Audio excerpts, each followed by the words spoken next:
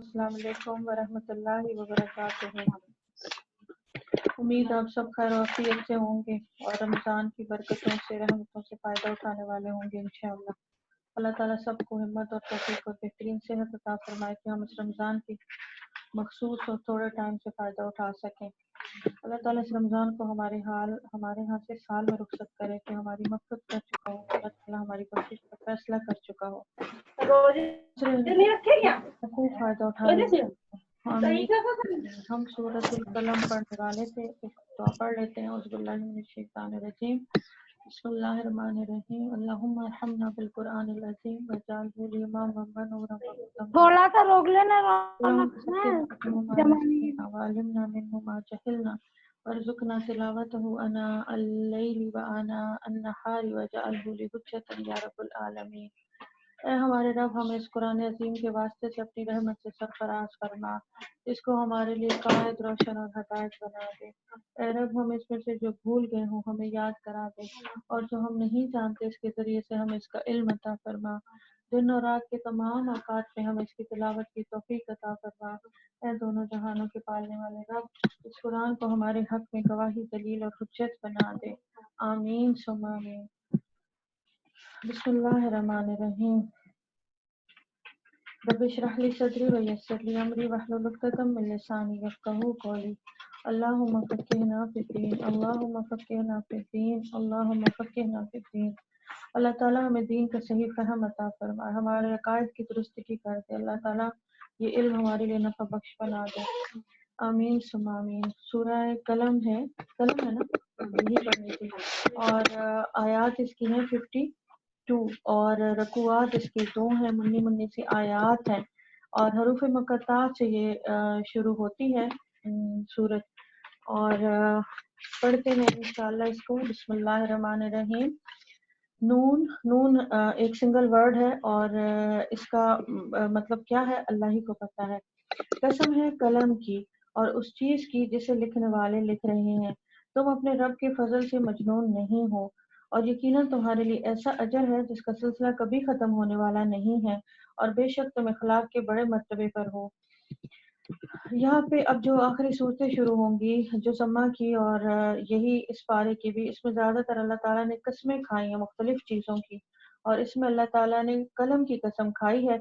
قلم بہت اہم چیز ہے، اور اس کے بارے میں جو بتایا جاتا ہے وہ یہ ہے کہ اللہ تعالیٰ نے سب سے پہلے قلم کو ہی پیدا کیا اور اسے لکھنے کا حکم دیا، چنانچہ قلم نے وہ سب کچھ لکھ کے لوہے لکھ دیا جو پیش آنا تھا، اور قلم اس کو لوہے محفوظ میں محفوظ کر دیا گیا۔ اس لیے اللہ تعالیٰ نے قلم کی قسم یہاں پر کھائی ہے، اور مختلف اس کے لیے اور بھی روایات ملتی ہیں۔ ایک کہا جاتا ہے کہ قلم جو ہے وہ ذکر ہے، اللہ کا ذکر ہے، جس سے اللہ کا ذکر کیا جائے اور وہ لکھا جائے۔ اس کے بعد حضرت قتادہ رحمۃ اللہ علیہ نے فرمایا کہ قلم اللہ تعالیٰ کی بہت بڑی نعمت ہے جس نے اپنے بندوں کو عطا کی ہے، اور بعض حضرات نے یہ بھی فرمایا ہے کہ اللہ تعالیٰ نے پہلے ایک قلم اور پھر تقدیر کو پیدا فرمایا، اور قلم کو حکم دیا گیا کہ وہ زمین پر بسنے والوں کی تقدیر کو لکھ لے۔ دوسرا یہ بھی بتایا گیا کہ قلم جو ہے وہ اس لیے بھی اس کی قسم کھائی گئی کہ قلم کا استعمال جو ہے، یا قلم کا جو رزلٹ ہے وہ تلوار سے بھی زیادہ اور کسی ہتھیار سے بھی زیادہ ہے، اس لیے جو لوگ قلم کا استعمال کرنا جانتے ہیں وہ سمجھو کہ فتوحات ان کا نصیب بن جاتی ہیں، اس لیے کہ قلم کے ذریعے انسان زمانے میں انقلاب لا سکتا ہے، اور خاص طور پر اس کی مثال قرآن دی گئی ہے کیونکہ قرآن کو قلم سے لکھا گیا ہے، اور اس کے بعد اس نے پھر دنیا کے اندر جو اس نے تہلکہ مچایا ہے قرآن نے، اور جو انسانوں کے انسان تبدیل کیے اور جو زمانوں کے زمانے تبدیل کیے، اور انسانوں کو معراج اس قلم سے ملی ہے کیونکہ قلم نے قرآن کو لکھا تھا۔ بہرحال سب سے پہلی چیز ہے جو قلم ہے، اور اس کی عظمت جو ہے اللہ کے نزدیک بہت مقدم ہے، اسی لیے اس قرآن کی قسم کھائی گئی ہے۔ تو یہ بتایا گیا ہے۔ اس کے بعد آپ صلی اللہ علیہ وسلم کے بارے میں بتایا گیا ہے کہ قلم کی قسم کھا کے پھر آپ کا رتبہ بتایا گیا کہ آپ نہ شاعر ہیں اور نہ مجنون ہیں، آپ کے لیے یہ بتایا گیا کہ آپ وَإِنَّكَ لَعَلَىٰ خُلُقٍ عَظِيمٍ، آپ اعلیٰ مقام پر ہیں خلق کے۔ اس کے بارے میں بتایا جاتا ہے، سب سے پہلی بات تو یہ ہے کہ آپ صلی اللہ علیہ وسلم کے لیے بتایا گیا کہ آپ کا اخلاق اتنا بلند تھا، اتنا عالی شان تھا کہ آپ کو کیسے لگتا ہے، قریش مکہ سے مخاطب ہے کہ اتنے اعلیٰ اخلاق کے مالک کا آپ کو کیسے لگتا ہے کہ وہ دیوانے ہیں یا مجنون ہے؟ خدا نخواستہ۔ حضرت ابن عباس نے فرمایا ہے کہ خلق عظیم سے مراد دین عظیم ہے جو اللہ تعالیٰ نے رسول اللہ صلی اللہ علیہ وآلہ وسلم کو دیا تھا، اور اس سے دین اسلام سے زیادہ محبوب کوئی چیز نہیں ہے اللہ کے نزدیک۔ سید عائشہ فرماتی ہیں کہ آپ کا خلق خود قرآن ہی ہے، یعنی قرآن جن اعلیٰ اعمال کی اور اخلاق کی تعلیم دیتا ہے، آپ صلی اللہ علیہ وآلہ وسلم ان سب کا عملی نمونہ ہے۔ سیدنا علی کرم اللہ وجہ فرماتے ہیں کہ خلق عظیم سے مراد وہ تمام آداب قرآن ہیں، اور وہ تمام تفاسیر ہیں، وہ تمام پریکٹیکل اعمال ہیں جو قرآن نے ہمیں بتائے ہیں اور آپ صلی اللہ علیہ وسلم نے ان کو کر کے ہمیں دکھا دیا ہے۔ حضرت انس فرماتے ہیں اگر خلق کا دوسری طرح مثال لیا جائے یعنی اخلاق لیے جائیں، حضرت انس بن مالک فرماتے ہیں رضی اللہ تعالیٰ عنہ کہ میں نے 10 سال رسول اللہ صلی اللہ علیہ وسلم کی صحبت میں گزارے اور ان کی خدمت کی۔ اس پوری مدت میں جو کام میں نے نہیں کیا، آپ نے کبھی یہ نہیں فرمایا کہ ایسا کیوں کیا، اور جو کام میں نے جو کیا اور ایسا نہیں جو کام میں نے نہیں کیا اس پر کبھی یہ نہیں کہا فرمایا کہ یہ کام تم نے کیوں نہیں کیا۔ حالانکہ یہ صاف ظاہر ہے کہ 10 سال کی مدت میں خدمت کرنے والے سے بہت سارے کام ایسے ہو جاتے ہوں گے جو ناگوار بھی ہوتے ہوں گے، ناپسند بھی ہوتے ہوں گے۔ یہ صحیح البخاری اور صحیح المسلم سے حدیث لی گئی ہے۔ حضرت انس ہی فرماتے ہیں کہ آپ کے اعلی اخلاق کا یہ عالم تھا کہ مدینہ کی کوئی بھی کنیز، لونڈی یا کوئی بھی کسی بھی سطح کا کوئی بھی شخص آپ کا ہاتھ پکڑ کے مدینہ کی کسی گلی میں لے جانا چاہتا اور آپ کو بات کرنا چاہتا یا کوئی کام سے، تو آپ چلے جاتے۔ یہ بھی صحیح البخاری سے لیا گیا ہے، حدیث لی گئی ہے۔ سید عائشہ فرماتی ہیں رسول اللہ صلی اللہ علیہ وسلم نے کبھی اپنے ہاتھ سے کسی کو نہیں مارا بجز اس کے کہ جہاد فی سبیل اللہ ہو، اور آپ نے کبھی کسی خادم کو یا کبھی کسی عورت کو نہیں مارا، اور کبھی کسی سے اپنے لیے انتقام نہیں لیا۔ ہاں یہ ضرور ہوا کہ کبھی اللہ کے حکم کی خلاف ورزی ہوئی تو اس پر شرعی سزا جاری کی۔ صحیح المسلم سے یہ حدیث لی گئی ہے۔ حضرت جابر فرماتے ہیں رضی اللہ تعالیٰ عنہ کہ رسول اللہ صلی اللہ علیہ وسلم نے کبھی کسی چیز کا سوال نہیں کیا، رسول اللہ صلی اللہ علیہ وسلم سے کبھی کسی چیز کا سوال نہیں کیا گیا جس کے جواب میں آپ نے نہ فرمائی ہو یا انکار کیا ہو۔ صحیح البخاری سے یہ حدیث لی گئی ہے۔ سیدہ عائشہ فرماتی ہیں آپ صلی اللہ علیہ وسلم نہ فحش گو تھے، نہ آپ برائیوں کے پاس جاتے تھے، نہ آپ بازاروں میں کثرت سے جاتے، نہ آپ بازاروں میں شور و شب کرتے، یعنی کہ بہت زیادہ شور یا ہنگامہ۔ آپ صلی اللہ علیہ وسلم نے کبھی اپنے لیے برائی کا جواب برائی سے نہیں دیا، بلکہ ہمیشہ معافی اور درگزر کا معاملہ فرماتے ہیں۔ حضرت ابو دردہ فرماتے ہیں رسول اللہ صلی اللہ علیہ وسلم نے فرمایا کہ میزان عمل میں خلق حسن کے برابر کوئی اور عمل نہیں لے سکتا، یعنی اچھے اخلاق ہونا، اور اللہ تعالیٰ گالی گلوچ کرنے والے بد زبان سے بغض رکھتے ہیں۔ جامع ترمذی۔ سید عائشہ فرماتی ہیں رسول اللہ صلی اللہ علیہ وسلم نے فرمایا کہ مسلمان اپنے حسن خلق کی بدولت اس شخص کا درجہ حاصل کرتا ہے جو عابد ہو، یعنی کہ ہمیشہ رات میں جاگتا ہو اور دن بھر روزہ رکھتا ہو۔ یہ ابو داؤد سے یہ حدیث لی گئی ہے۔ اور حضرت معاذ فرماتے ہیں کہ مجھے آپ صلی اللہ علیہ وسلم نے یمن کا عامل مقرر کر کے بھیجا، اور آخری وقت آپ صلی اللہ علیہ وسلم نے مجھے جو نصیحت فرمائی، جبکہ میں اس وقت سواری پر چڑھنے کے لیے اپنا ایک پاؤں اوپر رکاب میں رکھ چکا تھا، اس وقت آپ صلی اللہ علیہ وسلم نے مجھے فرمایا اے معاذ، لوگوں سے حسن سلوک کا برتاؤ کرنا، کیونکہ تم نے دیکھا ہے کہ کفار کو اسی چیز نے متاثر کیا ہے۔ یہ ساری چیزیں ہمیں بتاتی ہیں کہ آپ صلی اللہ علیہ وسلم کا اگر تو اس طرح سے لیا جائے حسن اخلاق کا مطلب کہ قرآن کی تعلیمات آپ نے کس طرح دی ہیں تو وہ بھی نہایت بلند اور اعلیٰ ہے، اور اگر آپ سے عام جو اخلاق ہے جس سے دنیا میں ہم کام کرتے ہیں وہ اگر لیا جائے تب بھی آپ صلی اللہ علیہ وسلم اخلاق کے بلند ترین مقام پر تھے۔ عنقریب تم دیکھ لو گے اور وہ بھی دیکھ لیں گے کہ تم میں سے کون جنون میں مبتلا ہے، اور تمہارا رب ان لوگوں کو خوب جانتا ہے جو اس کی راہ سے بھٹکے ہوئے ہیں، اور وہی ان کو بھی اچھی طرح سے جانتا ہے جو راہ راست پر ہیں۔ لہٰذا تم جھٹلانے والوں کے دباؤ میں ہرگز نہ آؤ۔ یہ تو چاہتے ہیں کہ تم ان کی مداحنت کرو تو یہ بھی مداحنت کریں۔ ہرگز نہ دبو ایسے شخص سے جو بہت زیادہ قسمیں کھانے والا ہو اور بے وقت آدمی ہے، تانے دیتا ہے، چغلیاں کھاتا پھرتا ہے، بھلائی سے روکتا ہے، ظلم و زیادتی میں حد سے گزر جانے والا ہے، سخت بد اعمال ہے، جفاکار ہے، اور ان تمام عیوب کے ساتھ بد اصل ہے، اس بنا پر کہ وہ بہت سے مال اور اولاد رکھتا ہے۔ جب ہماری آیات اس کو سنائی جاتی ہیں تو کہتا ہے کہ یہ تو اگلے وقتوں کے افسانے ہیں، عنقریب ہم اس کی اصول پر داغ لگائیں گے۔ میری دوستو یہ واقعہ جو ہے، یہ پوری آیات جو ہیں، یہ کہا جاتا ہے کہ مکہ کا ایک خاص شخص تھا جس کے بارے میں نازل ہوئے. اس شخص کا یہاں پہ نام نہیں بتایا گیا، لیکن جیسے ہی مکہ والوں نے یہ سنا کہ یہ آیات اتری ہیں تو ان ساروں کو سمجھ آ گئی تھی کہ کس کے بارے میں ہے. تو یہ جو بتاتی ہے تفسیر ابن کثیر بتاتی ہے یا اور تفاسیر بتاتی ہیں وہ تھی کہ یہ آیات ولید بن مغیرہ کے بارے میں نازل ہوئی تھی. ولید بن مغیرہ مکہ کا ایک مالدار اور سردار شخص تھا، اور اس کے بارے میں بتایا جاتا ہے کہ مکہ کے اندر بھی اس کی بہت ساری جائیداد اور پراپرٹی تھی، باغات تھے، اور طائف تک اس کی جائیداد کا سلسلہ پھیلا ہوا تھا. یہ بہت زیادہ مالدار تھا، اور مکہ میں اس سے زیادہ رئیس اور کوئی شخص نہیں تھا. اس پر یہ کہ یہ بہت خوبصورت تھا، اور اس کا ایک الگ جاہ و جمال تھا، ایک مرتبہ تھا مکہ کے اندر. تیسری جو اس کے اللہ نے کوالٹی دی تھی کہ اس کے بیٹے بہت تھے. کچھ روایات بتاتی کہ 10 بیٹے تھے، کچھ روایات بتاتی کہ 13 بیٹے تھے اس کے. اور یہ بھی بتایا جاتا ہے کہ اس کے بیٹے ہر وقت اس کے ساتھ رہتے تھے، یعنی کہ یہ ایک بہت بڑی نعمت ہے کہ بیٹوں کا ہر وقت ساتھ رہنا. ورنہ تو یہ ہوتا ہے کہ جوان ہو کے بیٹے کسب معاش کے لیے ادھر ادھر چلے جاتے ہیں، اور ہر وقت ہر بیٹا ساتھ نہیں رہتا. لیکن یہ کہیں بھی چلتا پھرتا تھا مکہ کی گلیوں میں یا طائف کے اندر جاتا تھا چھٹیاں گزارنے، تو یہ بیٹے ہر وقت اس کے ساتھ چلتے تھے، دائیں بائیں آگے پیچھے. اور یوں اس کی شان و شوکت دوبارہ ہو جاتی تھی کیونکہ جوان تھے سارے. اور جہاں پہ یہ بیٹھتا جس محفل میں، تو ان کے نوکر چاکر یا خدام یا کنیزیں یا اتنا یہ فارغ تھا، مطلب مال کے لیے اتنا یہ فارغ تھا کہ اس کے بیٹے اس وقت بھی اس کے ساتھ بیٹھ کے اس کی محفل کی رونق بڑھاتے تھے اور اس کی محفل کو چار چاند لگا دیتے تھے. یہ ذہین اور عقلمند شخص تھا، باشعور تھا، اور ایک وقت آ گیا تھا ایسا کہ اس کے اوپر کلام الہی نے اثر کر لیا تھا. لیکن چونکہ اس کا معاشرے میں ایک بلند مقام تھا، اور اس ابو جہل کو پتا تھا کہ اگر یہ صرف اگر لے آیا اسلام لے کر آیا تو مکہ میں ایک تہلکہ مچ جائے گا، اور پھر باقی سارے لوگ کیا کریں گے.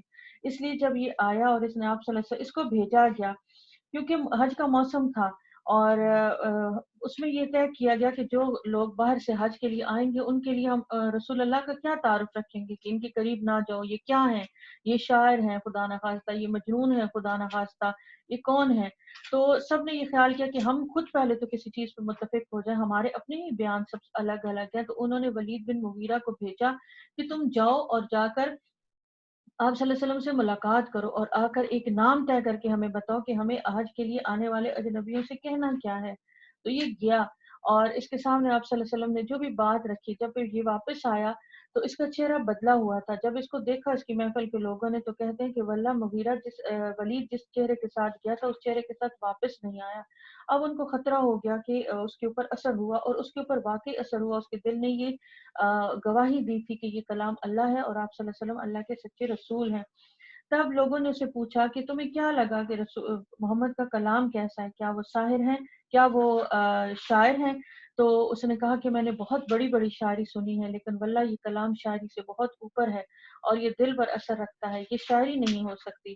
اس کے بعد پھر بولا کہ کیا یہ مجنون ہے، خدا نخواستہ ان کے دماغ کے ساتھ کچھ ہو گیا. تو اس نے کہا کہ تم جانتے ہو کہ مکہ کے اندر محمد کی کیا ایک شہرت ہے یا کیا جان پہچان ہے، واللہ یہ مجنون بھی نہیں ہے. تو پھر انہوں نے جب یہ سارا کچھ سوال کر لیے تو انہوں نے بولا ولید لگتا ہے تمہارے اوپر محمد کا جادو چل گیا ہے. تب ولید نے کہا کہ ہاں مجھے ایسا لگتا ہے کہ وہ جادو ہی ہے، کیونکہ یہ جادو کے ذریعے ہی خاندان خاندان میں پھوٹ ہو رہی ہے، باپ بیٹے کو چھوڑ رہا ہے، اسلام قبول کر رہا ہے، بیوی جو ہے شوہر کو چھوڑ رہی ہے، اور بھائی بھائی کو چھوڑ رہا ہے، تو یہ جادو ہی ہے. تب انہوں نے متفقہ فیصلہ کیا کہ ہم اس کو جادو ہی بلائیں، یعنی کہ آپ صلی اللہ علیہ وسلم کا جو تعارف لوگوں کو دیں، حج کے موسم میں آنے والے لوگوں کو وہ جادو کا ہی دیں کہ آپ صلی اللہ علیہ وسلم کے جادو ایسا آتا ہے کہ آپ خاندانوں کو بیچ میں تفرقہ ڈال دیتے ہیں، نعوذ باللہ. تو یہ اسی نے یہ سارا کچھ کیا تھا. اب جب اس نے کہا، یہ جب آیتیں اس کو سنائی جاتی ہیں اس کے بعد بھی، تو یہ کہتا تھا کہ یہ تو اگلے وقتوں کے افسانے ہیں. کہا جاتا ہے یہاں پہ جو عنقریب اس کے ہم سونڈ پر داغ لگائیں گے. سونڈ تھا اس کی ناک جس کو یہ بہت اونچا رکھتا تھا. ایک تو یہ بھی بات ہے، مطلب ایک تو اس کی ناک ہے، ناک کے اوپر اس کے ضرب لگائی جائے گی، اور دوسرا یہ ہے کہ اس کی عزت کا جو مقام بتایا گیا ہے وہ اس طرح سے تھا کہ اس کو ضرب لگائی جائے گی. یہ بھی بتایا جاتا ہے کہ یہ شخص اس طرح کے بیٹے رکھتا تھا کہ وہ سارے لائق اور فائق اور ذہین تھے. انہی میں حضرت خالد بن ولید تھے جن کا لقب تھا سیف بن سیوف اللہ، کہ تلوار تھے اللہ کی تلواروں میں سے، یعنی اللہ کی بہت تلوار ہوں گی اس میں سے حضرت خالد بن ولید. اور خالد بن ولید نے پھر ثابت کیا کہ وہ کیا چیز تھے، اور انہوں نے کیا مقام چھوڑا اسلامی ہسٹری میں اور خاص طور پر اسلام کی جنگوں میں۔ تو یہ تھا ولید بن مغیرہ کا ایک مختصر سا تعارف، لیکن میں حیران ہوں اور مجھے بہت خوف آیا کہ اس شخص کا آخری پاروں میں بہت دفعہ ذکر کیا گیا۔ ابھی ہم دوبارہ دیکھیں گے کہ اللہ نے اس کو عذاب کیا دینا ہے۔ ہم نے ان اہل مکہ کو اسی طرح آزمائش میں ڈالا ہے۔ یہاں پہ ایک مثال دی جا رہی ہے اور یہ کہا جاتا ہے، اس میں بھی تفاسیر مختلف کہتی ہیں، پہلے ہم یہ دیکھ لیں۔ کہا جاتا ہے کہ کوئی یہ وادی زعفران تھی اور یہ مکہ مدینہ کے پاس کہیں ہے، سعودیہ میں ہی یہ وہاں کا قصہ ہے، لیکن زیادہ تر جو اہل تفسیر ہیں وہ کہتے ہیں کہ یہ یمن کے اندر کا قصہ ہے۔ ہم نے ان اہل مکہ کو اس طرح آزمائش میں ڈالا ہے جس طرح ایک باغ کے مالکوں کو آزمائش میں ڈالا تھا، جب انہوں نے قسم کھائی کہ صبح سویرے اپنے باغ کے پھل توڑیں گے اور وہ کوئی استثنا نہیں کر رہے تھے۔ رات کو وہ سوئے پڑے تھے تو کہ تمہارے رب کی طرف سے ایک بلا اس باغ میں پھر گئی اور اس کا ایسا حال ہو گیا جیسے کٹی ہوئی فصل ہو۔ صبح لوگوں نے ایک دوسرے کو پکارا کہ اگر پھل توڑنے ہیں تو سویرے سویرے اپنی کھیتی کی طرف نکل چل پڑو، اور چنانچہ وہ چل پڑے اور آپس میں چپکے چپکے کہتے تھے کہ آج کوئی مسکین تمہارے باغ میں آنے نہ پائے۔ وہ کچھ نہ دینے کا فیصلہ کیے ہوئے صبح سویرے جلدی جلدی اس طرح وہاں گئے جیسے کہ وہ پھل توڑنے پر قادر ہوں، مگر جب انہوں نے باغ کو دیکھا تو کہنے لگے ہم رستہ بھول گئے ہیں، نہیں بلکہ ہم محروم رہ گئے۔ ان میں جو سب سے بہتر آدمی تھا اس نے کہا میں نے تم سے کہا تھا نا کہ تم تسبیح کیوں نہیں کرتے؟ وہ پکار اٹھے پاک ہے ہمارا رب، ہم باقی گناہ گار تھے۔ پھر ان میں سے ہر ایک دوسرے کو ملامت کرنے لگا۔ آخر کو انہوں نے کہا افسوس ہمارے حال پر، بے شک ہم سرکش ہو گئے تھے، بعید نہیں کہ ہمارا رب ہمیں اس کے بدلے میں اس سے بہتر باغ عطا فرمائے۔ ہم اپنے رب کی طرف رجوع کرتے ہیں، ایسا ہوتا ہے عذاب، اور آخرت کا عذاب اس سے بھی زیادہ بڑا ہے۔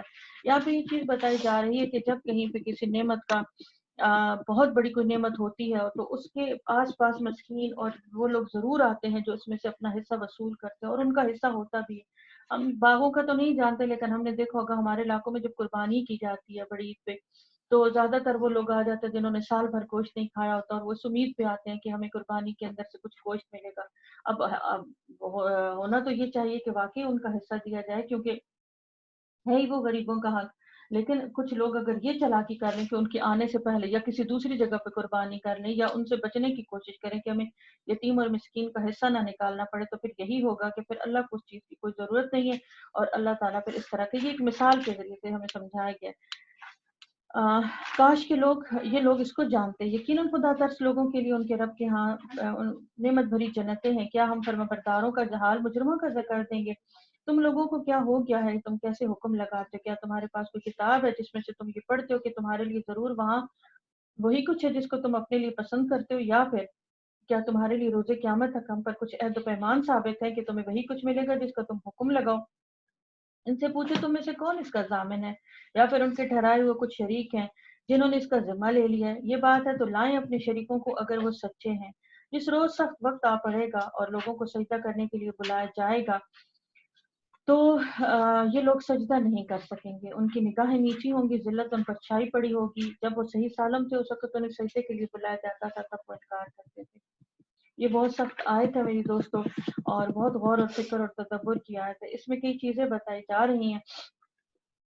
اس میں یہ ایک چیز یہ بھی بتائی گئی ہے جو آیت نمبر 22 ہے، اس میں یوم یکشف عن ساق، یہ آیت متشابہات میں سے، اس لیے اس کا مطلب ہم بہت زیادہ کھولیں گے نہیں، لیکن یہ بتایا جاتا ہے کہ جو لوگ نماز کی طرف نہیں راغب ہوتے تھے دنیا کے اندر، یا ایسے لوگ جو منافقین تھے، نماز پڑھتے تھے لیکن ان کا دل ان کا ساتھ نہیں دیتا تھا، قیامت میں کے دن، ایک حشر کے دن ایک ایسا وقت ضرور آئے گا جس میں تمام مخلوقات سجدے میں گر جائے گی۔ وہ جن کو عادت تھی سجدے کی، وہ جن کی دنیا میں بھی سجود ہوتے تھے، وہ لوگ خود بخود سجدے میں چلے جائیں گے، اور یہ لوگ چاہ کے بھی سجدے میں نہیں جائیں گے جنہوں نے ایک تو یا تو یہ کہ دنیا میں عادت ہی نہیں تھی ان کو سجدہ کرنے کی، یا پھر یہ کہ اگر کرتے بھی تھے تو اس طرح سے کہ ان کے دل ان کے ساتھ شامل نہیں ہوتے تھے، تب یہ نہیں کر سکیں گے۔ بس اے نبی صلی اللہ علیہ وسلم، تم اس کلام کے جھٹلانے والوں کا معاملہ مجھ پر چھوڑ دو، ہم ایسے طریقے سے ان کو بتدریج تباہی کی طرف لے جائیں گے کہ ان کو خبر بھی نہیں ہوگی۔ میں ان کی رسی دراز کر رہا ہوں، میری چال بڑی زبردست ہے۔ کیا تم ان سے کوئی اجر طلب کر رہے ہو کہ یہ اس چٹی کے بوجھ تلے دبے جا رہے ہوں گے؟ کیا ان کے پاس غیب قلم ہے جسے یہ لکھ رہے ہیں؟ بس اپنے رب کا فیصلہ ہونے تک صبر کرو، اور مچھلی والے یونس علیہ السلام کی طرح نہ ہو جاؤ کہ جب اس نے پکارا تھا اور وہ غم سے بھرا ہوا تھا، اگر اس کے رب کی مہربانی اس کی شامل حال نہ ہوتی تو وہ مذموم ہو کر چٹیل میدان میں پھینک دیا جاتا۔ آخرکار اس کے رب نے اسے برگزیدہ فرما لیا اور اسے صالح بندوں میں شامل کر دیا۔ حضرت یونس علیہ السلام کے بارے میں ہم پہلے بھی پڑھ چکے ہیں، اب دوبارہ بھی ان کا ذکر ہے کہ ان کو جب مچھلی نے ساحل پر پھینکا تھا تو ان میں اتنی سکت نہیں تھی کہ وہ حرکت بھی کر سکے، بس ان کا حال یہ تھا کہ ان کی سانس کی آمد و رفت تھی تھوڑی بہت، اور وہ اپنے آپ کو ہلا نہیں سکتے تھے، اپنے آپ کو کسی چیز سے بچا نہیں سکتے تھے، اور اپنی خوراک کو خود منہ میں بھی نہیں لے جا سکتے تھے، اس لیے ایک قدرتی پودا اگایا گیا یقین، جس کا ہم نے پڑھا ہے، تو اس کے پتے جب اگے اور وہ ان کے منہ پہ بھی آ رہے تو اس کا رس خود بخود ان کے منہ میں پہنچ جاتا ہے، جس کی وجہ سے ان کو کچھ انرجی ملی۔ جب یہ بھی اللہ کی نشانیوں میں سے بہت بڑی ہے، جب یہ کافر لوگ کلام نصیحت یعنی قرآن کو سنتے ہیں تو تمہیں ایسی نظروں سے دیکھتے ہیں کہ گویا تمہارے قدم اکھاڑ دیں گے، اور کہتے ہیں یہ ضرور دیوانہ ہے، حالانکہ یہ تو سارے جہان والوں کے لیے ایک نصیحت ہے۔ جب یہ صورتیں بہت ساتھی و سخت ہیں، اور ان میں اگر مجھے ایسے لگتا ہے کہ جیسے دنیا میں انسانوں کا یہ حال ہے کہ جب ہمیں کسی چیز کے لیے بتایا یا سکھایا جاتا ہے تو پہلے ہمیں ہلکے الفاظ میں بتایا جاتا ہے، بہت آسانی سے، پیار سے، محبت کے ساتھ آنے والے واقعات کے بارے میں بتایا جاتا ہے۔ جب ہم اپنے بچوں کو سمجھا رہے ہوتے ہیں یا کوئی اور ہمارا طریقہ کار ہوتا ہے، ایز ٹیچر ہم سمجھا رہے ہوتے ہیں یا والدین سمجھا رہے ہوتے ہیں، تو ہم بالکل پیار سے، محبت سے، نرم الفاظ میں لے کے، ہلکے الفاظ میں لے کے چلتے ہیں۔ آہستہ آہستہ جب ہم دیکھتے ہیں کہ جو شخص ہے یا بچہ ہے یا میرے اسٹوڈنٹ ہے وہ میری بات نہیں سن رہے، تو آہستہ آہستہ پھر انداز سخت ہوتا چلا جاتا ہے، اور پھر کبھی کبھی تو ایسا ہوتا ہے کہ مار پیٹ تک بھی نوبت آ پہنچتی ہے۔ یہ جو صورتیں ہیں یہ سب سے پہلے قرآن میں نازل ہوئی، کیونکہ اس وقت کے جو مخاطبین تھے وہ ٹوٹل انکاری تھے قرآن سے بھی، اور اس وقت آپ صلی اللہ علیہ وسلم کی وراثت سے بھی، رسالت سے بھی۔ یہ صورتیں شروع میں جو نازل کی گئی ہیں، لیکن اس کے بعد کی جو صورتیں جو بعد میں نازل کی گئی مکہ مدینہ کے اندر، وہ نرمی اور احکامات کے لحاظ سے اپنی مثال آپ ہے، لیکن قرآن میں ان کو پہلے جگہ دے دی گئی ہے، کیونکہ بعد میں آنے والوں کے لیے جب قرآن نے جیسے نصیحت بننا تھا تو سب سے پہلے قرآن میں احکامات دیے گئے، سمجھایا گیا، امیدیں دلائی گئی، رغبت دلائی گئی، انسان کا مقصد زندگی بتا دیا گیا، انسان کیوں پیدا کیا گیا یہ بتا دیا گیا، پھر آہستہ آہستہ تدریجاً قرآن کا انداز سخت ہوتا چلا گیا، سخت ہوتا چلا گیا۔ لیکن جب ہم دیکھتے ہیں، آپ سب بھی دیکھ رہی ہیں، جیسے ہی ہم ان صورتوں میں داخل ہوتے ہیں تو ایسا لگتا ہے کہ اب کوئی چیز نہیں ہے کہ جو ہمیں بچا سکے، انتہائی شدت ہے، انتہائی سخت کلام ہے، انتہائی سخت انداز ہے، ان لوگوں کے قصے بتا دیے گئے جن کو شدید عذاب دیا جائے گا، ان کو بھی پوائنٹ آؤٹ کر دیا گیا ہے۔ اب اگر ہم نہیں سمجھ رہے ہیں تو پھر ہماری سمجھ کا شدید قصور ہے، کیونکہ ہم عقل بھی رکھتے ہیں، شعور بھی رکھتے ہیں، دنیا کے ہر معاملے میں ہماری کیا تدبیریں اور کیا چالیں ہوتی ہیں، تو کیا ہم اپنی فلاح کو نہیں سمجھتے؟ تو یہی وہ سخت انداز ہے جس میں سے اب ہم گزر رہے ہیں۔ آیات 52 ہے، سورہ حاقہ ہے، اور رکوعات اس کے کتنے ہیں؟ میرا مٹا ہوا ہے، ایک ہی ہے اس میں ٹھیک ہے، ایک ہے، چلے دو رکوع۔ بسم اللہ الرحمن الرحیم۔ الحاقہ ملحقہ، وہ حق ہو جانے والی، الحاقہ حق سے ہے، وہ حق ہو جانے والی، ملحقہ کیا ہے وہ حق ہو جانے والی، وما ادراک ملحقہ، اور تم کیا جانو کہ وہ حق ہو جانے والی کیا ہے، یعنی کہ قیامت۔ کذبت ثمود و عاد بالقاریہ، اور عاد اور سمود نے اس اچانک ٹوٹ پڑنے والی آفت کو جھٹلایا تھا، اور تو سمود ایک سخت حادثے سے ہلاک کر دیے گئے تھے، اور عاد ایک بڑی شدید طوفانی آندھی سے تباہ کر دیے گئے تھے۔ اللہ تعالیٰ نے ان کو 7 مسلسل 7 رات اور 8 دن اس عذاب کو ان پر مسلط رکھا تھا۔ تم وہاں ہوتے تو دیکھتے کہ وہ وہاں اس طرح پچڑے پڑے ہیں جیسے وہ کھجور کے بوسیدہ تنے ہوں۔ اب کیا ان میں سے کوئی تمہیں باقی بچا نظر آتا ہے؟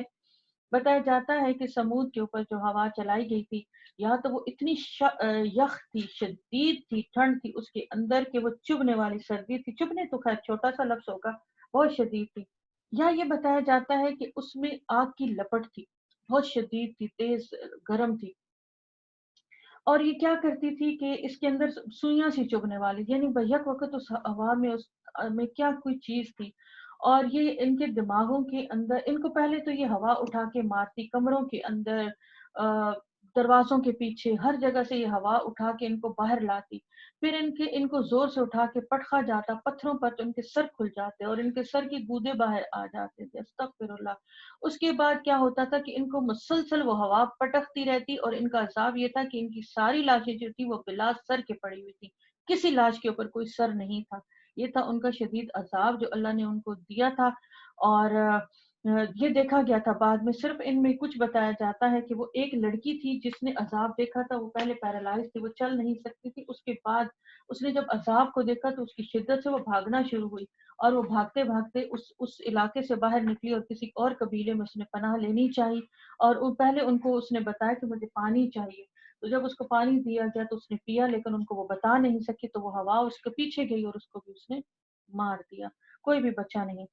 اس خطائے عظیم کے یہ اللہ کی سخت وہ ہیں تنبیہات اور عذاب ہیں جو ہمیں بتائے جا رہے ہیں، اور اس خطائے عظیم کا ارتکاب فرعون اور اس سے پہلے کے لوگوں نے اور تلپٹ ہو جانے والی بستیوں نے، یعنی تلپٹ ہی تو ہو گئی ہوں گی نا بستیاں جب اس طرح کی ہوائیں چلائی گئی ہوں گی، اور مسلسل 7 رات اور 8 دن سب نے اپنے رسولوں کی بات نہ مانی، تو اس نے ان کو بڑی سختی کے ساتھ پکڑا۔ جب پانی کا طوفان حد سے گزر گیا تو ہم نے اس کو کشتی میں سوار کرا دیا تاکہ اس واقعے کو تمہارے لیے ایک سبق آموز یادگار بنا دیں، اور یاد رکھنے والے کان اس کی یاد محفوظ رکھیں۔ پھر جب سور میں پھونک ماری جائے گی اور زمین اور پہاڑوں کو اٹھا کر ایک ہی چوٹ میں ریزہ ریزہ کر دیا جائے گا، اس روز وہ ہونے والا واقعہ پیش آ جائے گا۔ اس روز آسمان پھٹے گا اور اس کی بندش ڈھیلی پڑ جائے گی، اور فرشتے اس کے اطراف و جوانب میں کھڑے ہوں گے، اور 8 فرشتے اس روز تیرے رب کا عرش اپنے اوپر اٹھائے ہوئے ہوں گے۔ وہ دن ہوگا جب تم لوگ پیش کیے جاؤ گے، تمہارا راز کوئی راز بھی چھپا نہیں رہ جائے گا۔ میری دوستو، جو آسمان کی بندش ڈھیلی کر دے گی، اس میں اگر ہم مثال سے دیکھیں تو ایسا کوئی کپڑا یا ایسا کوئی بہت بڑا کوئی ایسا سخت پردہ جس کے اطراف میں کوئی کیلیں ہوں ٹھوکی ہوئی، یا کوئی تسمے باندھے گئے ہوں تو وہ ٹائٹ سے باندھا گیا ہو، لیکن جب قیامت آئے گی تو وہ ڈھیلی کر دی جائیں گی، تو اسی طرح آسمان کی بندشیں ڈھیلی کر دی جائیں گی۔ یہ ہے سور جب پھونکا جائے گا، ایک فرشتہ موجود ہے سور پھونکنے پہ۔ آپ صلی اللہ علیہ وسلم فرماتے ہیں کہ میں کیسے بیٹھ سکتا ہوں سکون کے ساتھ، میں کیسے بیٹھ سکتا ہوں تسلی کے ساتھ، جبکہ فرشتہ منہ میں سور لیے کھڑا ہے اور صرف اس بات کا منتظر ہے کہ کب اس میں پھونک مار دی جائے گی۔ پھر آپ صلی اللہ علیہ وسلم نے فرمایا کہ اگر تم اس کو دیکھ لو کہ وہ کس طرح سے تیار ہے اور کب سور پھونک دیا جائے گا، تو تم لوگ بہت زیادہ رو اور بہت کم ہنسو، اور اگر تمہیں پتہ چل جائے کہ وہ وقت کیا ہوگا تو تم اپنے نرم بستروں پر نہ سو اور تم کوئی نیند سے لذت نہ لو۔ یہ بتایا گیا ہے سور پھونکنے والے واقعے کی طرف۔ اس کے بعد اللہ تعالیٰ کا جو فرش ہے اس کے بارے میں کئی جگہ پہ ہم نے پڑھا ہے کہ 8 فرشتے، وہ فرشتے کتنے ہیبت ناک ہوں گے، رب کا عرش کس طرح سے ہوگا، یہ ہمارے تصور میں آتا نہیں ہے، اس لیے کہ یہ آیت متشابہات میں سے ہے، اس لیے ہم اس کے بارے میں بہت زیادہ بات نہیں کریں گے۔ اس وقت جس کا نامہ اعمال اس کے سیدھے ہاتھ میں دیا جائے گا، وہ کہے گا لو دیکھو پڑھو میرا نامہ اعمال، میں سمجھتا تھا کہ مجھے ضرور اپنا حساب ملنے والا ہے۔ بس وہ دل پسند عیش میں ہوگا، عالی مقام جنتوں میں، جس کے پھلوں کے گچھے جھکے پڑتے ہوں گے۔ ایک درخت کا حسن یہ ہے کہ اس کے اوپر جو پھل لگا ہوا ہوتا ہے اس سے وہ درخت جھک پڑتا ہے اور نیچے آ جاتا ہے اس کے خوشے، وہ دیکھنے میں بہت خوشنما لگتے ہیں۔ جنت کی اس طرح نظارہ دیا گیا ہے۔ ایسے لوگوں سے کہا جائے گا مزے سے کھاؤ اور پیو ان اعمال کے بدلے میں جو تم نے گزرے ہوئے دنوں میں کیے ہیں، اور جن کا نامہ اعمال ان کے بائیں ہاتھ میں دیا جائے گا، وہ کہے گا کاش میرا نامہ اعمال مجھے نہ دیا گیا ہوتا۔ حضرت ابو دردہ کے بارے میں بتایا جاتا ہے کہ جب یہ وہ پڑھتے یہاں پہ اس آیت کو پڑھتے تو زور زور سے اللہ سے دعا کرتے، اے رب کاش میں درخت ہوتا تو مجھے کوئی اپنی ضرورت کے لیے کاٹ کر لے جاتا اور میں فنا ہو گیا ہوتا اور میں مٹ جاتا۔ ہم نے بارہا ان آیتوں کو پڑھا لیکن ہم نے کبھی ایسی کوئی خواہش نہیں ظاہر کی، کیونکہ ہمیں سمجھ ہی نہیں ہے کہ یہ ہے کیا، اور میں نہ جانتا کہ میرا حساب کیا ہے۔ کاش میری وہی موت جو دنیا میں آئی تھی فیصلہ کن ہوتی۔ آج میرا مال میرے کچھ کام نہیں آیا، میرا سارا اقتدار ختم ہو گیا۔ حکم ہوگا پکڑو اسے اور اس کی گردن میں توق ڈال دو، پھر اس کو جہنم میں جھونک دو، پھر اس کو 70 ہاتھ لمبی زنجیر میں جکڑ دو۔ یہ نہ اللہ بزرگوں برتر پر ایمان لاتا تھا اور نہ مسکین کو کھانا کھلانے کی ترغیب دیتا تھا۔ میری دوستو، یہ 29 اور جو 30 پارہ ہے جو ضمہ اس میں بارہا مسکین کو کھانا کھلانے کی اتنی ترغیب دی گئی، اور یہاں پہ پہلی دفعہ یہ آپ دیکھتے جائیے گا کہ اس کا کتنا اجر ہے، اور اللہ تعالیٰ نے بار بار یہ ہمیں ہدایت کی ہے کہ مسکین کو کھانا ضرور کھلایا کرو، یعنی کہ یہ بھی بتایا گیا ہے کہ کیا مسکین کو کھانا کھلانے والا شاید اللہ کے ہاں اتنا مقبول اس کا یہ عمل ہوگا کہ اللہ نے اس کی قدر کرنی ہے، اور ہو سکتا ہے اس کی بخشش بھی ہو جائے، کیونکہ دو جو بتائی جاتی ہیں اللہ نے اپنے ایمان کے بعد مسکین کو کھانا نہ کھلانے والے کی بات کی ہے۔ لہٰذا آج نہ یہاں پہ اس کا کوئی غمخوار ہوگا نہ یار غمخوار ہوگا اور نہ زخموں کی دھون کے سوا اس کے لیے کوئی کھانا جسے خطا کاروں کے سوا کوئی نہیں کھاتا۔ بس نہیں، میں قسم کھاتا ہوں چیزوں کی بھی جو تم دیکھتے ہو اور ان کی بھی جنہیں تم نہیں دیکھتے۔ یہ ایک رسول کریم کا قول ہے، کسی شاعر کا قول نہیں ہے، تم لوگ کم ہی ایمان لاتے ہو، اور نہ یہ کسی کاہن کا قول ہے، تم لوگ کم ہی غور کرتے ہو۔ یہ میرے رب العالمین کی طرف سے نازل ہوا ہے، اور اگر اس نبی نے کوئی خود گھڑ کر کوئی بات ہماری طرف منسوخ کی ہوتی تو ہم اس کا دایاں ہاتھ پکڑ لیتے اور اس کی رگے گردن کاٹ ڈالتے۔ یعنی کہ تم یہ نہ دیکھو کہ یہ ایسا شخص ہے کہ جو اپنی طرف سے کچھ گھڑ کے تمہیں بتائے گا، جیسا کہ تم مکہ والے ظلم کر رہے ہو اور ان پہ بلیم کر رہے ہو، تو اللہ تعالیٰ نے شدت سے یہ بات بتائی ہے کہ اتنا یہ شدت کا معاملہ تھا، اتنا یہ عظیم گناہ تھا کہ کہیں ہم اس کی رگے گردن کاٹ لیتے، پھر تم میں سے کوئی ہمیں اس کام سے روکنے والا نہ ہوتا۔ در حقیقت پرہیزگار لوگوں کے لیے نصیحت ہے، وَإِنَّهُ لَتَذْكِرَةً لِّلْمُتَّقِينَ، اور ہم جانتے ہیں کہ تم میں سے کچھ لوگ جھٹلانے والے ہیں، ایسے کافروں کے لیے یقیناً یہ موجب حسرت ہے اور یہ یقینی حق ہے۔ بس اے نبی صلی اللہ علیہ وسلم اپنے رب عظیم کے نام کی تسبیح کرو۔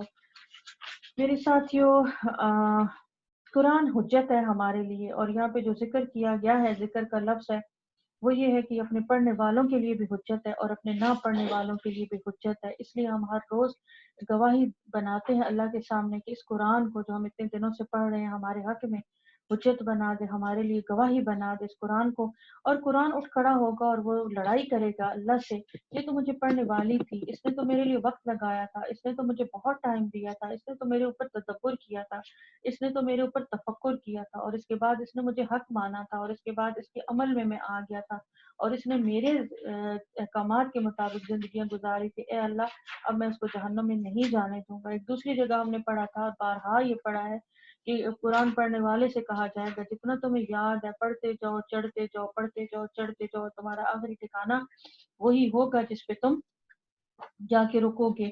تسبیحات کے بارے میں پھر ہمیں بتایا گیا ہے، یہ اینڈ تقریباً سورہ واقعہ کی طرح ہی ہے۔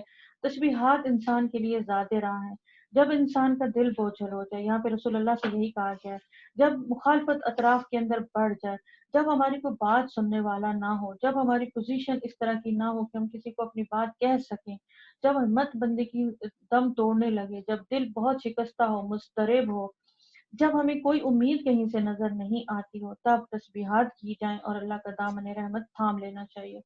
دوسرا جو بات ہے میری دوستو، آپ نے کل صلاۃ التسبیح کے بارے میں پوچھا تھا، تو ہم نے مفتی مصباح الحق سے یہ سوال کیا تھا، تو انہوں نے بتایا تھا کہ یہ حدیث بہت ضعیف ہے اور اس مستند نہیں ہے، اس لیے تسبیح بہتر ہے کہ نہ پڑھی جائے، بلکہ وہی آپ تسبیحات ویسے زندگی کے اندر کر لیں اور نوافل ویسے پڑھ لیں۔ اس نماز کو نہیں بہت زیادہ اس کے بارے میں کوئی نہیں ہے، ریکارڈ نہیں۔ سورہ معارج ہے، اور ہے نا، سورہ معارج ہے، اعوذ باللہ من الشیطان الرجیم، اور اس میں 44 آیات ہیں، اور دو اس کے اندر رکوعات ہیں، مکی سورہ ہے۔ سال سائل بعذاب واقع، مانگنے والے نے عذاب مانگا ہے، وہ عذاب جو ضرور واقع ہونے والا ہے کافروں کے لیے، کوئی اسے دفع کرنے والا نہیں ہے اس خدا کی طرف سے جو عروج کے زینوں کا مالک ہے۔ ملائکہ اور روح اس کی طرف اس کے حضور چڑھ کر جاتے ہیں، ایک ایسے دن جس کی مقدار 50,000 سال کے برابر ہے۔ یہاں پہ میری دوستوں مختلف طرح کی روایات بتائی جا رہی ہیں۔ سال سائل کہ کس نے مانگا، مفسرین نے کئی اس پہ تبصرے اور بحثیں کی ہیں۔ پہلی بات تو یہ کہ قریش مکہ بار بار یہ رسول اللہ سے مطالبہ کرتے تھے کہ لے او وہ عذاب جس کا تم ہمیں ڈراوا دیتے ہو، ہمیں دھمکی دیتے ہو۔ تو انہوں نے جب عذاب مانگا، اسی طرح قریش کے بڑے بڑے سرداروں نے عذاب مانگا کہ ہم لا اگر واقعی حق ہے تو عذاب ہمارے اوپر لے اور پتھر ہمارے اوپر برسا دے، اور اس لیے یہ کہا گیا۔ لیکن صرف بیان القرآن کہتا ہے کہ عذاب مانگنے والے خود آپ صلی اللہ علیہ وسلم تھے، اس لیے کہ جب قریش مکہ حد سے زیادہ گزر گئے، آگے بڑھ گئے، تو اس وقت آپ صلی اللہ علیہ وسلم نے ان کی بار بار کی جو تھی ایک تکرار تھی کہ لے اور تم عذاب ہمارے اوپر تو ہم پر نازل کرو، تو آپ صلی اللہ علیہ وسلم نے دعا یہ کی ہوگی کہ اے اللہ ان پر عذاب بھیج دے۔ اس لیے اس وقت بتایا جاتا ہے کہ دعوت کے 3 سال، اعلانیہ دعوت کے 3 سال گزر گئے تھے، اور آپ کی ذات کو انفرادی طور پر سخت تکلیفوں کا نشانہ بنایا جا رہا تھا، سخت تانوں تشنوں کا نشانہ، یعنی یوں کہ آپ صلی اللہ علیہ وسلم کو اپنی زندگی بہت مشکل لگنے لگی تھی اور دعوت کا کام انتہائی دشوار لگنے لگا تھا کہ کیا میں کر پاؤں گا یہ کام۔ تو یہ ابتدا کی بات تھی۔ اللہ تعالیٰ نے جن مسلمانوں کو مکہ کے اندر تربیت دی ہے، بتایا جاتا ہے کہ ان کو انتہا درجے کا آزمایا گیا ہے، اتنا اعلیٰ صبر کے ساتھ ان کی تربیت کروائی گئی کہ 13 سال مسلسل، ایک نہ 2 دن، نہ 13 دن، نہ 13 ہفتے، نہ 13 مہینے، 13 سال ایک بہت بڑا کام ہوتا ہے۔ 13 سال میں ایک بچہ پیدا ہو کے 13 سال کی عمر کو پہنچ کے باشعور ہو چکا ہوتا ہے، تو وہ 13 سال انتہائی کٹھن دور تھا تحریک اسلامی کے لیے بھی، اور ان افراد کے لیے بھی جو سابقون الاولون تھے، اسی لیے تو ان کو سابقون کا درجہ دیا گیا، اور اسی لیے تو اللہ تعالیٰ کے ہاں ان کا بہت بلند مرتبہ ہے، کیونکہ اس وقت میں بہت مشکل تھا اسلام کی طرف بلانا۔ تو یہ بتایا جاتا ہے، واللہ عالم بالصواب، لیکن بہرحال قرآن کا اسلوب یہ ہمیں بتا رہا ہے۔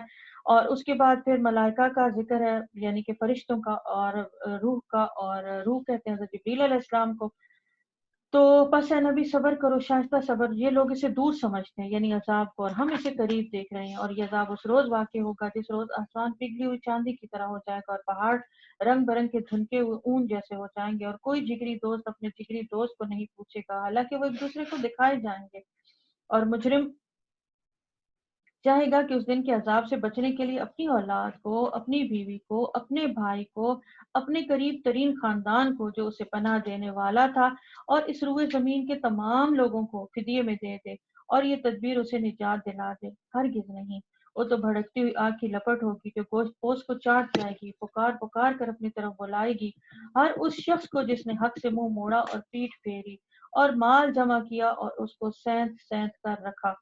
سینت سینت کر رکھنا کیا ہوتا ہے؟ اس کو سجا سجا کے رکھا، فارغ اوقات میں اپنا تجوری کھولی، ان کو دیکھا، خوش ہوا، اپنے زیورات کو گنا، ان کو سجایا، خوش ہوا، اور اس کو جمع کر کر کے رکھا۔ تو میری دوستو، یہاں پہ مال جمع کرنے کی بہت بڑی وعید بھی آئی ہے، اور جن کے پاس بہت بہت زیادہ مال ہے اتنی ہی زیادہ پوچھ ہے، اور اتنا ہی ان کا شدید حساب و کتاب ہے۔ اور یہ اللہ تعالیٰ ہمیں اب ٹو دی پوائنٹ جو چیزیں بتا رہے ہیں وہ یہ ہے، انہی کے بارے میں یہ آخری ہیں سورتیں۔ انسان تھوڑے دلا پیدا کیا گیا، تھوڑے دل کا، کم دل کا پیدا کیا گیا۔ جب اس پر مصیبت آتی تو گھبرا اٹھتا ہے، اور جب اسے خوشحالی ملتی ہے تو بخل کرنے لگتا ہے۔ مگر وہ لوگ اس عیب سے بچے ہوئے جو نماز پڑھتے ہیں، پڑھنے والے ہیں، اور نماز پڑھنے والے ہیں جو ہمیشہ اپنی نماز کی پابندی کرتے ہیں۔ ایک تو نماز پڑھنے والا جو ہوگا وہ بہت اس کا اللہ سے مضبوط رشتہ ہوگا، اور جب اللہ سے اس کا مضبوط رشتہ ہوگا تو پھر وہ اللہ کے سارے احکامات کو سچ مانے گا اور ان کے مطابق عمل کرے گا، اور پھر وہ ہمیشہ اپنی نماز کی حفاظت کرے گا، اس کی پابندی بھی کرے گا۔ اور پھر جب وہ یہ دیکھ لے گا کہ میں اللہ کے قرب میں ہوں، تو پھر وہ اپنا مال جو ہے وہ دے گا ان لوگوں کو جن کے مالوں میں سائل اور محروم کا ایک حق مقرر ہے، جو روزے جزا کو حق مانتے ہیں۔ میری دوستو، یہاں پہ حاشیہ 15 جو ہمیں بتایا گیا ہے نماز کے لیے، وہ یہ ہے کہ کسی قسم کی سستی اور آرام طلبی یا مصروفیت یا دلچسپی ان کی نماز کی پابندی میں مانے نہیں ہوتی۔ جب نماز کا وقت آ جاتا ہے وہ تو سب کچھ چھوڑ چھاڑ کر اپنے رب کی عبادت بجا لانے کے لیے کھڑے ہو جاتے ہیں۔ اور ایک معنی اور ہے، حضرت عقبہ بیان کرتے ہیں کہ وہ پورے سکون اور خشوع کے ساتھ نماز ادا کرتے ہیں، کوے کی طرح ٹھونگے نہیں مارتے، مارا مار پڑھ کر کسی نہ کسی طرح نماز سے فارغ ہو جانے کی کوشش نہیں کرتے، اور نماز کے دوران ادھر ادھر متوجہ نہیں ہوتے، بلکہ وہ ٹھہرے ہوئے پانی کی طرح نماز پڑھتے ہیں، یعنی کہ جو کھڑا ہوا ہوتا ہے، ساکن پانی ہوتا ہے، اس میں سکون ہوتا ہے، اس کی طرح نماز پڑھتے ہیں۔ اس کی بہترین جو ہے ترکیب نماز پڑھنے کی، وہ یہ کہ ہمیں نماز کا ترجمہ یاد ہونا چاہیے اور ہمیں پتہ ہو کہ ہم کیا کہہ رہے ہیں، اور یہ کہ نماز کے وقت انسان اپنی آخرت کو اور اپنی قبر کو یاد کرے تو ہو سکتا ہے کہ نماز میں خشوع مل جائے۔ جو روزے جزا کو برحق مانتے ہیں اور اپنے رب کے عذاب سے ڈرتے ہیں، کیونکہ ان کے رب کا عذاب ایسی چیز نہیں ہے جس سے وہ کوئی بے خوف ہو، اور جو اپنی شرمگاہوں کی حفاظت کرتے ہیں۔ اور یہ اس طرح کی صورتیں جو سورہ مومنون کے شروع میں ایک پیکیج دیا گیا تھا، سورہ مارج کی آخری آیات میں یہ وہی ہیں، بجوز اپنی بیویوں کے اور اپنی مملوک عورتوں کے جن سے محفوظ نہ رکھنے پر ان کی کوئی ملامت نہیں ہے، البتہ جو اس کے علاوہ کچھ اور چاہیں وہ حد سے تجاوز کرنے والے ہیں، اور جو اپنی امانتوں کی حفاظت کرتے اور اپنے عہد کی پاسداری کرتے ہیں۔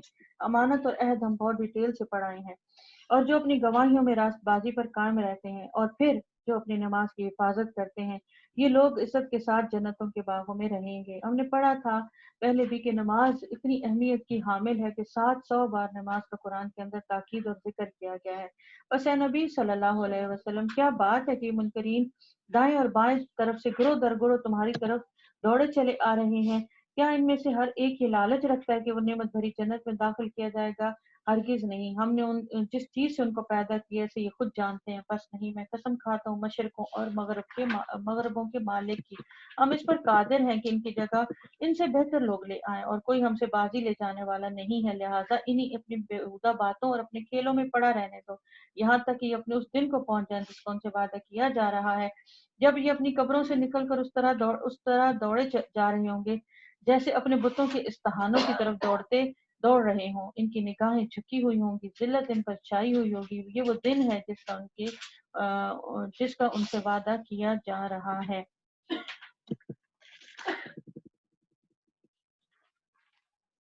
सूरह नूह है, और नूह अलैहिस्सलाम के नाम पे ये सूरह रखी गई है, और ये किस्सा बताया जा चुका है शुरू में ही। आप सल्लल्लाहु अलैहि वसल्लम ने अहले मक्का को भी ये किस्सा बताया था, पढ़ते हैं। 28 इसकी आयत है, 2 इसकी रुकूआत है, मक्की सूरा है।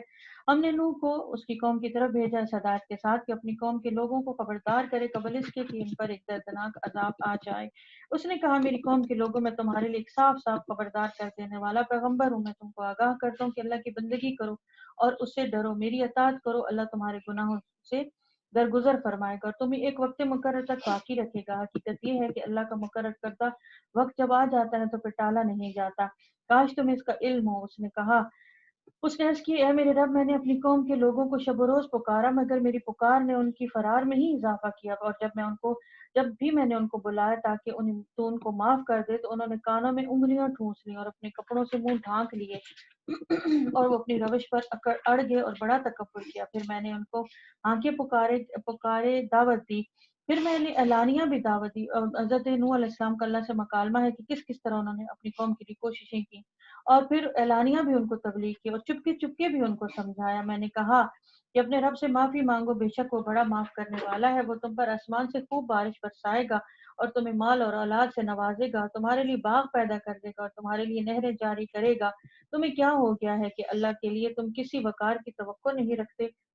ये जो सारी बातें बताई जा रही हैं, बारिशें बरसाना, मालो औलाद, तुम्हारे लिए बाग, ये तमाम तर वो नफ्सियाती टिप्स थी जो मक्का वालों को बहुत अट्रैक्ट करती थी। तो यही पे यहाँ पे नूह अलैहिस्सलाम का जो डायलॉग था ये बताया गया है शुरू शुरू की सूरह। हालांकि उसने तरह तरह से तुम्हें बनाया है, क्या तुम देखते नहीं हो कि अल्लाह ने किस तरह सात तह बतह आसमान बनाए और उनमें चांद को नूर और सूरज को चिराग बना दिया, और अल्लाह ने तुमको जमीन से अजब तरह से उगाया, फिर वो तुम्हें इसी जमीन में वापस ले जाएगा और फिर इससे तुम यक यक निकाल खड़े करेगा। अल्लाह ने जमीन को तुम्हारे लिए फर्श की तरह बिछा दिया ताकि तुम इसके अंदर खुले रास्तों पर चलो। नूह ने कहा अलैहिस्सलाम ने, मेरे रब, इन्होंने मेरी बातें रद्द कर दी हैं और इन रईसों की पैरवी की जो माल और औलाद पाकर और ज्यादा नामुराद हो गए। दोबारा माशरे के उन खुशहाल लोगों की तस्वीर कशी की गई है जो जो भी माशरे के अंदर एक नया चलन बनाते हैं और एक नया चीज करते हैं। जब ये रद्द करते हैं बात को तो फिर उनके पीछे बाकी भी रद्द करते हैं। और कौन है जो माल और औलाद को पाकर ज्यादा नामुराद हो गए? दोबारा हमारे लिए तंबीह है कि माल और औलाद को पाकर इंसान अल्लाह की याद से गाफिल ना हो जाए। इन लोगों ने बड़ा भारी मकर का जाल फैला रखा है। इन्होंने कहा, हरगिज ना छोड़े अपने माबूदों को, और ना छोड़ो बद और सुआ को, और ना यहूस को और यऊक को और नसर को। ये सारे इन बुतों के नाम थे और इन्होंने बना लिए थे। इनके यहाँ जो कोई बड़ा बुजुर्ग दादा वगैरह या कुछ इस तरह खानदान का और कोई बड़ा जद इनका जो मर जाता था तो ये उसके नाम का, या कोई नेक भी होता था इनके यहाँ शरीफ होता था तो उसका ये बुत बना लेते थे। ये सारे उनके बुतों के नाम है।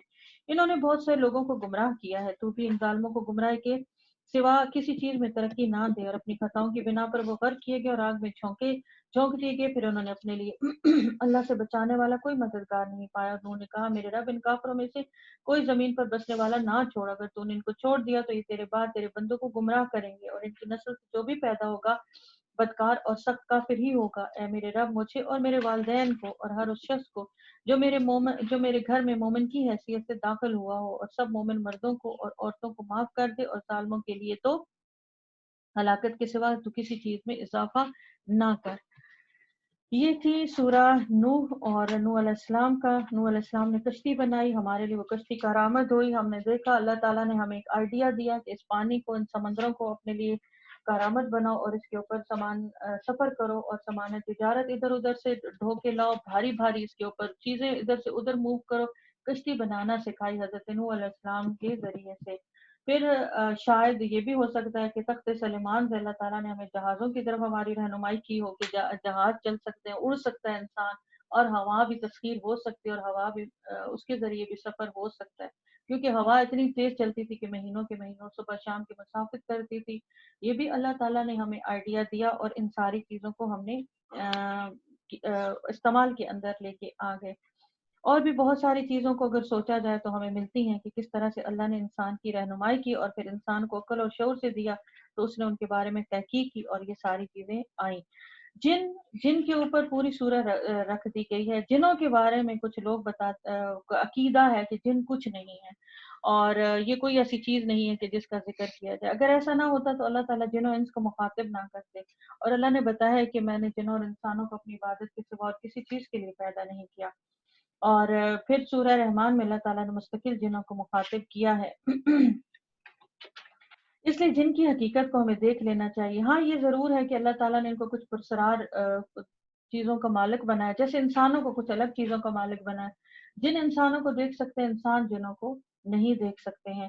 اور جو قرآن میں 2 دفعہ جنوں کا ذکر کیا گیا، ایک تو وہ سورت کے اندر ہے، وہ تو چلے ہمارے ساتھ جنوں کو بھی ایک مخلوق کے ذریعے کے طور پر مخاطب کیا گیا۔ دوسرا ہمیں سورہ احقاف میں نظر آتا ہے کہ اس وقت جنوں نے سنا اور وہ واپس گئے، اور ایک یہاں پہ جن ہیں، اور یہ 2 الگ واقعات ہیں۔ تفاسیر بتاتی ہیں کہ یہ 2 الگ الگ واقعات ہیں، یہ ایک ہی واقعہ نہیں۔ کچھ لوگ کہتے ہیں کہ یہ ایک ہی واقعہ تھا، اور ایک ہی دفعہ جنوں کے ساتھ آپ صلی اللہ علیہ وسلم کی ملاقات بتائی جاتی ہے جو وحی کے ذریعے بتایا گیا تھا۔ لیکن اگر اس کا زیادہ مطالعہ کیا جائے تو ہمیں صاف پتہ چلتا ہے کہ یہ 2 واقعات تھے۔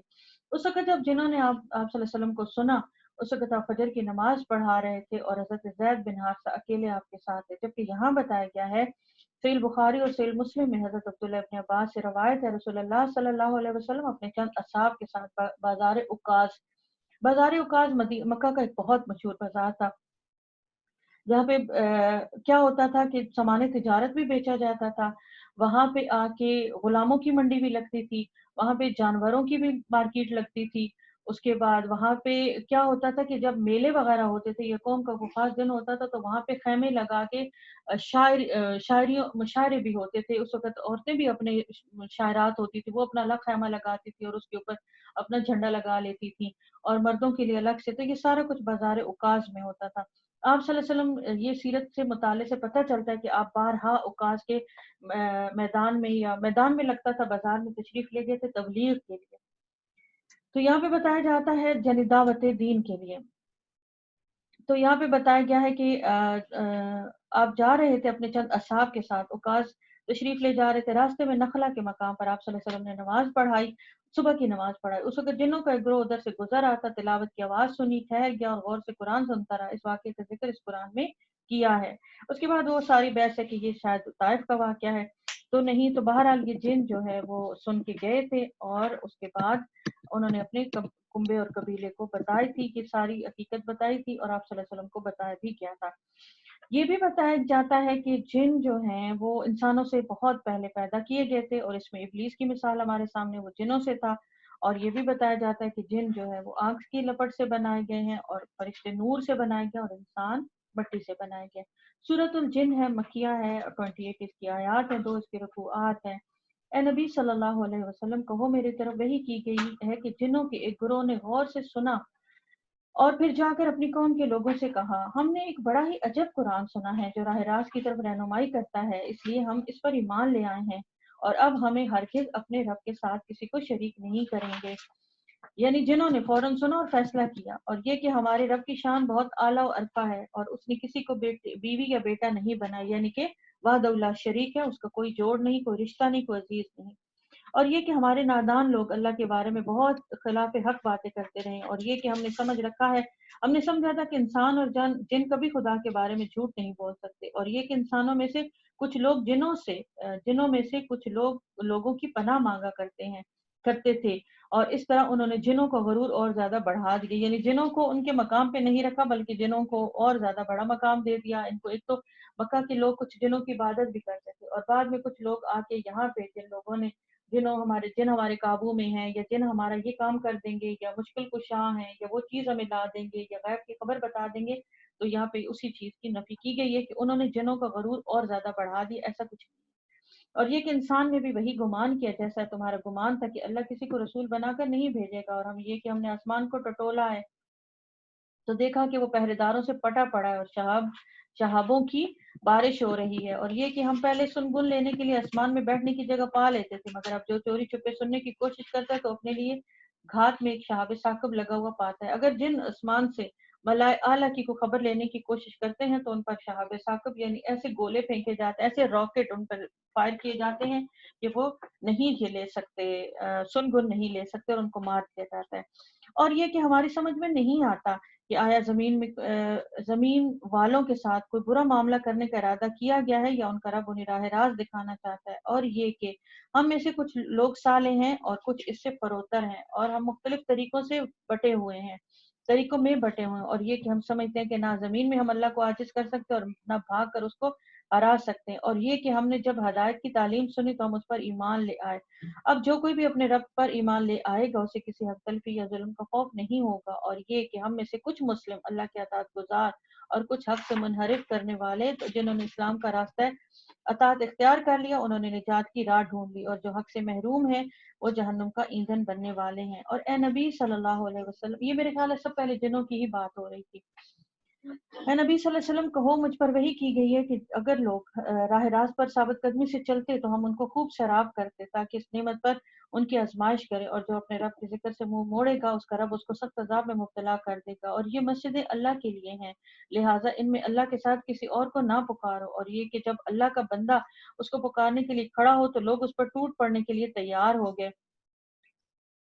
اور اے نبی صلی اللہ علیہ وسلم کہو کہ میں تو اپنے رب کو پکارتا ہوں اور اس کے ساتھ کسی کو شریک نہیں کرتا، کہو میں تم لوگوں کے لیے نہ کسی نفع کا اختیار رکھتا ہوں نہ کسی نقصان کا اختیار رکھتا ہوں نہ کسی بھلائی کا، مجھے اللہ کی گرفت سے کوئی نہیں بچا سکتا اور نہ میں اس کے دامن کے سوا کوئی جائے پناہ پا سکتا ہوں، میرا کام اس کے سوا کچھ نہیں ہے کہ اللہ کی بات اور اس کے پیغامات پہنچا دے۔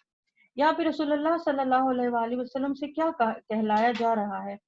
ذرا سا اس کو دوبارہ پڑھتے ہیں، میں نے پڑھا بھی ہے اور آپ اس پہ دھیان یقیناً آپ نے کیا ہوگا۔ میں تو اپنے رب کو پکارتا ہوں اور اس کے ساتھ کسی کو شریک نہیں کرتا۔ آیت نمبر 20 سے پڑھتی ہوں دوبارہ، اور آگے میں تم لوگوں کے لیے نہ کسی نقصان کا اختیار رکھتا ہوں نہ کسی بھلائی کا۔ کیا ہے یہ؟ عقیدے کی درستگی ہے، عقیدہ توحید کی طرف دعوت ہے، اور وقت کا رسول بتا رہا ہے کہ میں تمہارے لیے کچھ نہیں کر سکتا ہوں، کوئی سفارش، کوئی فائدہ، کوئی برائی، کوئی کچھ بھی نہیں۔ تو پھر وہ لوگ کون ہیں جو لوگوں کو کہتے ہیں کہ ہم تمہارے مشکل کشاں ہیں، ہم تمہارے لیے یہ کر دیں گے، ہم تمہارے لیے وہ کر دیں گے؟ کیا ہم یہ سمجھتے نہیں ہیں یا قرآن کھول کھول کے ہمیں نہیں بتا رہا؟ لیکن دراصل ہم قرآن سے دور ہیں نا، اس لیے ہمیں یہ باتیں کیسے پتہ چل سکیں جو ہمارے عوام الناس ہیں، جو ہمارے عام لوگ ہیں جہاں تک قرآن نہیں پہنچا۔ اس لیے میری دوستوں، میری بہنوں، میری بچیوں، جو قرآن کو سننے والے ہیں اپنی زندگی میں مشن بنا لے، کم از کم ایک کو تو قرآن کا ترجمہ پڑھا دیجیے اپنی زندگی میں، ایک کو کچھ فوکس کر لیجیے کسی طریقے سے، پیار سے، محبت سے، دوستی سے، تحفہ تحائف دے کے، کچھ لالچ دے کے، کچھ دنوں کے لیے، کچھ بے شک کچھ نہ پڑھے۔ تفسیر ہم میں سے ہر ایک نہیں کر سکتا، میں بھی نہیں کر سکتی، جو میں پڑھ کے آتی ہوں آپ کو سنا دیتی ہوں، لیکن ایسا ہے کہ ہم میں سے کوئی نہ کوئی ایک کو، دو کو، کچھ کو فوکس کرے، اپنے لیے زیادہ راہ بنا دے اور کسی کو جہنم کی آگ سے بچا لے۔ ترجمہ پڑھنے پہ، مستند ترجمہ پڑھنے پہ کسی کو لگا دے، کسی کے عقیدے درست ہو جائیں، کسی کو اللہ کا پیغام اللہ کی اپنی زبان میں مل جائے، تو کوئی نہ جائے ان دروں پہ جو کہ جھوٹے ہیں، جو کہ بہت شرک ہے جن کے اندر، اور اللہ کی ناراضگی ہے۔ میری دوستوں نیت کر لیجیے دورہ قرآن ختم ہونے سے پہلے، آپ نے سیکھا آپ کے بہت زیادہ خط کل سے آ رہے ہیں ہمیں اور بہت زیادہ میسیجز آ رہے ہیں، اور ان میں سب نے جن چیزوں کو بتایا کہ جو نہیں جانتے تھے وہ انہوں نے جانا، تو جب جان لیا میری دوستوں تو اس کا مطلب ہے ہمیں مقصد زندگی پتہ چل گیا ہے۔ اب ہمارا کام یہ ہے کہ ہم نے اس کو آگے پہنچانا ہے، ہم نے رسول اللہ کے اس پیغام کو ماننا ہے کہ جو حاضر ہیں وہ غائبین تک پہنچا دیں۔ آپ اب حاضر ہیں اس دورہ قرآن میں، تو ہمارا کام یہ ہے کہ ہم غائبین تک پہنچائیں، اپنے اطراف میں دیکھیں، ہمارے خود کے بچے، ہماری بہنیں، ہمارے بھائی، ہماری فیملی کے لوگ کتنے سارے ہیں جو قرآن کو صرف حصول ثواب کے لیے پڑھ رہے ہیں۔ ٹھیک ہے پڑھیں حصول ثواب، قرآن ثواب دیتا ہے، کوئی بھی خالی ہاتھ اس میں سے نہیں نکل کے جاتا، لیکن اس کے باوجود اصل میسج ہم نے نہ پڑھا تو پھر کیا ہوگا؟ یہ تو خط کی مانند ہے نا کہ جو خط آیا اور اس کا عبارت پتہ نہیں تو یا تو رونا دھونا مچا دیا، یا اس کے اندر موت کی خبر ہے تو خوشی سے اچھلنے لگ پڑے۔ تو اس خط میں کیا لکھا ہے یہ ہمیں خود کو پڑھنا پڑے گا۔ رسول اللہ یہاں پہ سری بتا رہے ہیں کہ نہ تو میں تمہارے لیے کسی نفع کا اختیار رکھتا ہوں نہ نقصان کا، اور مجھے بھی اللہ کی گرفت سے کوئی نہیں بچا سکتا، اور نہ اس کے دامن کے سوا کوئی اور جائے پناہ ہے۔ میرا کام اس کے سوا کچھ نہیں کہ میں اللہ کی باتیں اور اس کے پیغامات تم تک پہنچا دوں۔ اب جو بھی اللہ اور اس کے رسول کی بات نہیں مانے گا اس کے لیے جہنم کی آگ ہے، اور ایسے لوگ اس میں ہمیشہ رہیں گے۔ یہ لوگ اپنی اس روش سے باز نہ آئیں گے یہاں تک کہ اس چیز کو دیکھ لیں گے جس کو ان سے وعدہ کیا جا رہا ہے، تو انہیں معلوم ہو جائے گا کہ کس کے مددگار کمزور ہے اور کس کا جتھا تعداد میں کم ہے۔ کہو میں نہیں جانتا ہے کہ جس چیز کا تم سے وعدہ کیا جا رہا ہے وہ قریب ہے یا میرا رب اس کے لیے کوئی لمبی مدت مقرر کرتا ہے۔ وہ عالم الغیب ہے، اپنے غیب پر کسی کو مطلع نہیں کرتا سوائے اس رسول کے جسے اس نے غیب کا کوئی علم دینے کے لیے پسند کیا ہو۔ یہاں پہ یہ بتایا جا رہا ہے کہ کچھ جو رسول اللہ کو دیا گیا ہوگا وہ ان کو پتا ہوگا، ورنہ اللہ خود عالم الغیب ہے اور وہ وحدہ لا شریک ہے، ہم اس کی گواہی دیتے ہیں۔ تو اس کے آگے اور پیچھے وہ محافظ لگا دیتا ہے تاکہ وہ جان لے کہ انہوں نے اپنے رب کے پیغام پہنچا دیے اور ان کے پورے ماحول کا احاطہ کیے ہوئے ہے، اور ایک ایک چیز کو اس نے گن کر رکھا ہے۔ سورۃ المزمل ہے، شروعات کی صورتیں ہیں، بہت خوبصورت اس کا نام ہے، مکی دور کی ابتدائی دور میں پہلے یہ نازل ہوئی ہے، اور بتایا جاتا ہے کہ آپ صلی اللہ علیہ وسلم اس میں کچھ چیزوں کی نشاندہی کی گئی ہے۔ سب سے پہلے آپ صلی اللہ علیہ وسلم کو یہ ہدایت کی گئی کہ آپ راتوں کو اٹھیں، اللہ کی عبادت کریں تاکہ آپ کے اندر نبوت کا بار عظیم اٹھانے کی اور اس کی ذمہ داریاں ادا کرنے کی طاقت پیدا ہو جائے۔ اور اس سے معلوم ہوا کہ یہ حکم آپ صلی اللہ علیہ وسلم کی نبوت کے بہت شروعات کے دور میں ہی ہوا ہوگا، اور آپ صلی اللہ علیہ وسلم کو اس منصب کے لیے تیار کیا جا رہا ہوگا، تربیت دی جا رہی ہوگی۔ دوسری بات یہ دی گئی ہے آپ کو کہ نماز تہجد میں آدھی رات یا سے کچھ کم قرآن مجید کی تلاوت کیا کریں، اور جتنا بھی حصہ نازل ہو چکا ہے اس کو یاد کریں اور اس کو پڑھیں، قرأت کریں۔ تیسری بات جو بتائی گئی آپ صلی اللہ علیہ وسلم کو مخالفین کی زیادتیوں پر صبر کرنے کی تلقین اور کفار مکہ کو عذاب کی دھمکی دی گئی ہے، اور یہ اس سے ظاہر ہوتا ہے کہ یہ رکوع یعنی اس کا تیسرا رکوع جو تھا وہ آپ صلی اللہ علیہ وسلم کی اعلانیہ تبلیغ کے وقت نازل ہوا تھا، اور مکے میں اس وقت شدت ہو چکی ہوگی۔ تو بہرحال یہ ہے اس کا معنی اور مضمون جو ہمیں ابھی انشاءاللہ اس کی ترجمے کے ساتھ پتہ چل جائے گا۔ خوبصورت صورت ہے، منی آیات ہے، بہت خوبصورت اس کا انداز بیان ہے، 20 اس کی آیات ہیں، 2 اس کے رکوعات ہیں، مکی سورہ ہے، ابتدائی دور ہے۔ یا ایھا المزمل، آپ صلی اللہ علیہ وسلم کو خوبصورت نام دے کر بلایا گیا ہے، اے اوڑھ لپیٹ کر سونے والے، قم اللیل الا قلیلا، رات کو نماز میں کھڑے ہوا جا، قم کہتے ہیں اٹھ جانے کو، مزمل یہاں پہ کہا گیا ہے چادر لے کر سونے والے کو، اے اوڑھ لپیٹ کر سونے والے۔ اس میں کچھ روایات مختلف ہیں۔ ایک تو یہ ہے کہ جب آپ صلی اللہ علیہ وسلم کو وحی کی گئی تھی تو اس کے بعد آپ صلی اللہ علیہ وسلم کو خوف محسوس ہوا تھا، اور آپ صلی اللہ علیہ وسلم آئے اور آپ کو سردی لگی اور آپ نے چادر لی اور سو گئے۔ آپ نے اپنی زوجہ سیدہ خدیجہ سے فرمایا تھا کہ مجھے کچھ اوڑھا دو، یعنی مجھے سردی محسوس ہو رہی ہے، تو اس ایک تو یہ لیا جاتا ہے، یہ تو ایک عام مطلب ہے جو ہمیں سمجھ آتا ہے۔ دوسرا یہ مطلب لیا گیا ہے کہ اس سے پہلے جو آپ نے اب دنیا میں وقت گزارا ہے اے محمد صلی اللہ علیہ وسلم، اور آپ سو جاتے تھے چادر لے کے اور ایک بے فکری کی، جیسے ہم لیتے ہیں سیدھے ہم لیٹ جاتے ہیں چادر لے کے، یا جو ہے وہ بے فکری سے ہم سوئے پڑے رہتے ہیں، تو اس وقت یہ بتایا گیا ان الفاظ کا کہ اب آپ کی بے فکری کا ٹائم ختم ہو چکا ہے، آپ اٹھیے اور خود بھی اٹھ جائیے اور لوگوں کو بھی اٹھائیے۔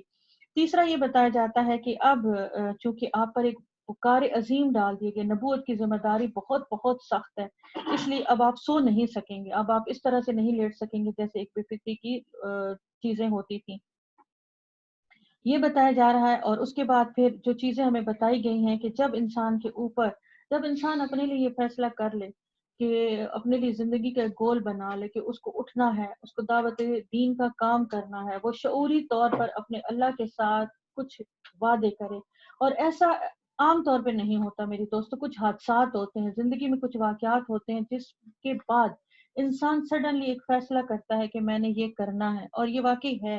کئی لوگوں سے بھی میں نے سنا ہے، میری اپنی زندگی کا بھی یہ تجربہ ہے کہ بارہا کچھ ایسے خطرناک ہے زندگی کے اندر، یعنی یو ٹرن ہوتا ہے انسان کا، اس کی سوچ اور فکر کے اندر اتنی بڑی عظیم الشان انقلاب آ جاتا ہے جب انسان سوچتا ہے کہ اس کے بعد کی زندگی اب میری اللہ کے لیے وقف ہو گئی ہے۔ تو اس وقت جب انسان یہ سوچ لے تو پھر اس کو اپنے لیے کیا تبدیلی لانی ہوگی؟ ایک تو اس کو پھر اپنی عام زندگی چھوڑنی پڑے گی، اس کو پھر جب سارے سو رہیں گے اس کو اٹھ جانا پڑے گا، اس کو یا تو نماز پڑھنی پڑے گی، یا اس کو لوگوں کو بتانے کے لیے تیاری کرنی پڑے گی، یا اس کو اپنے معمولات چھوڑنے پڑیں گے۔ سب سے پہلی بات، ایسا ہو نہیں سکتا میری دوستو کہ زندگی کے معمولات کے ساتھ انسان دین کا اس درجے، اس کوالٹی، اس سٹینڈرڈ کا کام کرے۔ یہ ہماری سوچ اور فکر ہے کہ ہم ساتھ ساتھ دنیا کو بھی لے کے چلتے رہیں گے، دنیا کی بھی ہر معمولات میں، ہر دلچسپی میں حصہ لیں گے، ہمارے معمولات میں یکسر کوئی تبدیلی نہیں آئے گی، ہم اسی طرح ان تمام سرگرمیوں میں بھی حصہ لیں گے اور ساتھ ساتھ دین کے کام کو بھی ہم چلائے چلے جائیں گے۔ یہ نہیں ہو سکتا۔ سب سے پہلی بات تو یہ ہے کہ اب فکریں ختم ہو گئی ہیں۔ اب تم نے اگر یہ سوچ لیا اور تمہارے اوپر، بہرحال آپ صلی اللہ علیہ وسلم کے اوپر تو یہ ذمہ داری ڈالی گئی تھی، آپ کی اختیاری تو نہیں تھی۔ اس کے بعد پھر کیا ہے کہ جب اس طرح کے لوگ فیصلہ کر لیتے ہیں تو پھر ان کو نمازوں کی کثرت کرنی پڑتی ہے اور نماز سے مدد لینی پڑتی ہے، اور اس کے بعد پھر اللہ تعالیٰ نے صبر کے آگے تلقین کی ہے۔ پڑھتے ہیں اس کو، رات کو نماز میں کھڑے رہا کرو مگر کم، آدھی رات جیسے کچھ کم کر لو یا اسے کچھ زیادہ بڑھا لو، قرآن کو خوب ٹھہر ٹھہر کر پڑھو، اور ہم تم پر ایک بھاری کلام نازل کرنے والے ہیں، یعنی تیار کرنے والا، علیہ کا قولاً ثقیلا، بہت بھاری کلام۔ اور یہ ہمیں بتاتی ہے تفسیر اور سیرت کی کتابیں کہ جب آپ صلی اللہ علیہ وسلم پر وحی نازل ہوتی تھی تو آپ کا کیا حال ہو جاتا تھا، قلب مبارک اس کا مسکن ہوتا تھا وحی کا، اور جب آپ صلی اللہ علیہ وسلم بیٹھے ہوتے لوگوں کے اندر تو آپ پسینے سے تر ہو جاتے، یعنی کہ اکثر ایسا ہوتا تھا کہ آپ تیز تیز سانس، یوں جیسے آکسیجن کی کمی ہو جاتی ہے، آپ بہت تیز تنفس آپ کا چلنے لگ جاتا تھا۔ اگر آپ کسی جانور پر ہوتے تو وہ تو بوجھ سے جانور مر جانے کے قریب ہوتا، اونٹنی تک جس کے اندر اتنی طاقت ہے وہ بھی جب وہی آپ کے اوپر نازل ہوتی تھی تو وہ بھی یوں جیسے دب جاتی تھی، جھک جاتی تھی۔ تو اتنا یہ بھاری کلام ہے۔ در حقیقت رات کو اٹھنا کیوں ہے؟ تمہارے نفس پر قابو پانے کے لیے بہت کارگر ہے، اور قرآن پڑھنے کے لیے نہایت موزوں وقت ہے، یعنی اس وقت سکون ہوتا ہے، تمام کاموں سے انسان نکل جاتا ہے تو اس وقت پڑھا کرو۔ دن کے اوقات میں تو تمہارے لیے بہت ساری اور مصروفیات ہیں، اپنے رب کے نام کا ذکر کیا کرو اور سب سے کٹ کر اسی کے ہو رہو، یعنی بظاہر کٹ کر نہیں، دل کے اندر کٹ کر، دل کے اندر کی سوچیں ختم کر دو۔ اس وقت دنیا کی جو ساری فکریں تمہارے اندر، اس وقت کسب معاش کی فکر ہے، اس کے اندر تمہارے بچوں کی فکر ہے، اس کے اندر تمہاری دنیا کی فکر ہے، اس کے اندر رسم و رواج کی فکر ہے، اس کے اندر سوسائٹی میں موو کرنے کی فکر ہے، اس کے اندر لوگوں کو راضی کرنے کی فکر ہے۔ وہ ساری چھوڑ دو، کٹ جاؤ ان سے اور صرف اللہ کے وہ کر رہو جو مشرق اور مغرب کا مالک ہے، اس کے سوا کوئی اور اللہ نہیں، لہٰذا تم اس کو اپنا وکیل بنا لو، اور جو باتیں لوگ کرتے ہیں ان پر صبر کرو اور شرافت کے ساتھ ان سے الگ ہو جاؤ۔ اور یہ ہمیں پہلے بھی سورہ فرقان میں بھی بتایا گیا کہ شرافت کے ساتھ الگ ہو جانا کیا، یعنی کسی بحث و مباحثے میں نہ پڑو اور ان کے ساتھ بہت زیادہ وہ چیز نہ رکھو معاملات۔ ان جھٹلانے والے خوشحال لوگوں سے نمٹنے کا کام تم مجھ پر چھوڑ دو اور انہیں ذرا کچھ دیر اسی حالت میں رہنے دو۔ ہمارے پاس ان کے لیے بھاری بیڑیاں ہیں اور بھڑکتی ہوئی آگ ہے اور حلق میں پھنسنے والا کھانا ہے اور دردناک عذاب ہے۔ یہ اس دن ہوگا جب زمین اور پہاڑ لرز جائیں گے اور پہاڑوں کا حال ایسا ہو جائے گا جیسے ریت کے ڈھیر ہوں جو بکھرے جا رہے ہیں۔ تم لوگوں کے پاس ہم نے اسی طرح ایک رسول تم پر گواہ بنا کر بھیجا ہے، جس طرح ہم نے فرعون کی طرف ایک رسول بھیجا تھا۔ بس پھر دیکھ لو، جب فرعون نے اس رسول کی بات نہیں مانی تو ہم نے اس کو بڑی سختی کے ساتھ پکڑ لیا۔ اگر تم ماننے سے انکار کرو گے تو تم اس دن سے کیسے بچ جاؤ گے جو بچوں کو بوڑھا کر دے گا اور جس کی سختی سے آسمان پھٹا پڑا ہوگا۔ اللہ کا وعدہ تو ضرور ہو کر ہی پورا ہو کر ہی رہنا ہے، یہ ایک نصیحت ہے۔ اب جس کا جی چاہے اپنے رب کی طرف جانے کا راستہ اختیار کر لے۔ اے نبی صلی اللہ علیہ وسلم، تمہارا رب جانتا ہے تم کبھی 2/3 رات کے قریب اور کبھی آدھی رات اور کبھی 1/3 رات عبادت میں کھڑے رہتے اور تمہارے ساتھیوں میں سے بھی ایک گروہ یہ عمل کرتا ہے۔ اللہ ہی رات اور دن کے اوقات کا حساب رکھتا ہے، اس کو معلوم ہے تم لوگ اوقات کا ٹھیک حساب نہیں کر سکتے۔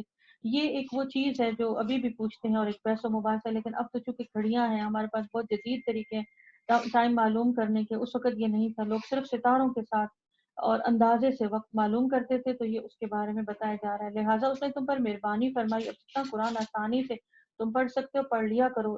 اسے معلوم ہے کہ تمہیں کچھ مریض بھی ہوں گے اور کچھ دوسرے لوگ اللہ کے فضل کی تلاش میں سفر کرتے ہیں، یعنی کہ صبح ان کو تجارت کے لیے بھی جانا ہوتا ہے، کام بھی کرتے ہیں، بھیڑ بکریاں بھی چراتے ہیں، اور کچھ اور لوگ جو اللہ کی راہ میں جنگ کرتے ہیں، لہٰذا جتنا آسانی سے پڑھ سکو پڑھ لیا کرو، نماز قائم کرو اور زکوٰۃ دو، اور اللہ کو اچھا قرض دیتے رہو۔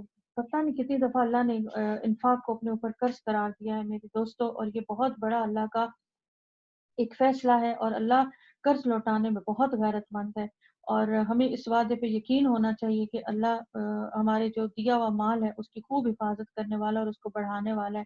جو کچھ بھلائی تم اپنے لیے آگے بھیجو گے اسے اللہ کے ہاں ضرور موجود پاؤ گے، وہی زیادہ بہتر ہے اور اس کا اجر بہت بڑا ہے۔ اللہ سے مغفرت مانگتے رہو، بے شک اللہ غفور الرحیم ہے۔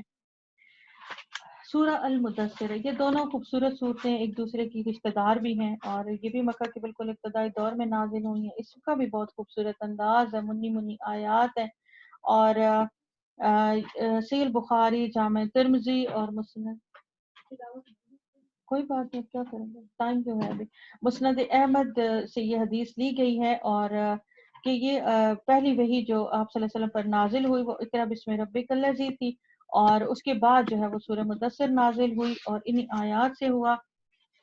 ایک زمانہ تک آپ صلی اللہ علیہ وسلم پر وحی کا نزول بند ہوا، اب جو آپ کو ایک جلوہ دکھایا گیا تھا، جو آپ کو ایک ذائقہ چکھایا گیا تھا، جو آپ کو قربت کا ایک مقام دیا گیا تھا، وہ کچھ عرصے کے لیے بند ہو گیا، تو آپ صلی اللہ علیہ وسلم بہت پریشان رہنے لگے، آپ پر غم کی کیفیت طاری ہو گئی، آپ صلی اللہ علیہ وسلم پہاڑوں کی چوٹیوں پر بار بار جاتے، چڑھتے، دیکھتے کہ کوئی چیز میرے لیے آئے، کوئی پیغام میرے لیے آئے، اور آخرکار آپ صلی اللہ علیہ وسلم اتنے دل برداشت ہوئے کہ آپ اپنے آپ کو گرا دینے پر آمادہ ہو جانے لگے، تو تب آپ صلی اللہ علیہ وسلم پہاڑ کی چوٹی کے اوپر پہنچے، تو تب جبریل امین اس وقت نمودار ہوئے تھے، یہ پہلا دیدار تھا جو جبریل امین کا آپ صلی اللہ علیہ وسلم کے ساتھ بضابطے ایک فیس ٹو فیس آپ کے ساتھ تعارف تھا۔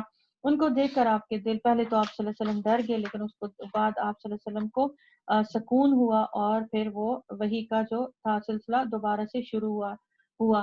سیدہ عائشہ فرماتی ہیں کہ جب آپ صلی اللہ علیہ وآلہ وسلم نے بکریاں بھی چرا لی اپنے لڑکپن کے زمانے میں، اور ہر نبی کو بکریاں چرانے دی جاتی ہیں، جیسا کہ ہم نے حضرت موسیٰ علیہ السلام کو دیکھا کہ بادشاہ کے محل سے سیدھا جا کے اللہ تعالیٰ نے ان کو مدین میں بکریاں چرانے پہ لگا دیا، وہ تربیت تھی، اور نہ ایک، نہ 2 دن، نہ 2 ہفتے، نہ 2 مہینے، 10 سال انہوں نے بکریاں چرائیں اور مسلسل محنت کی۔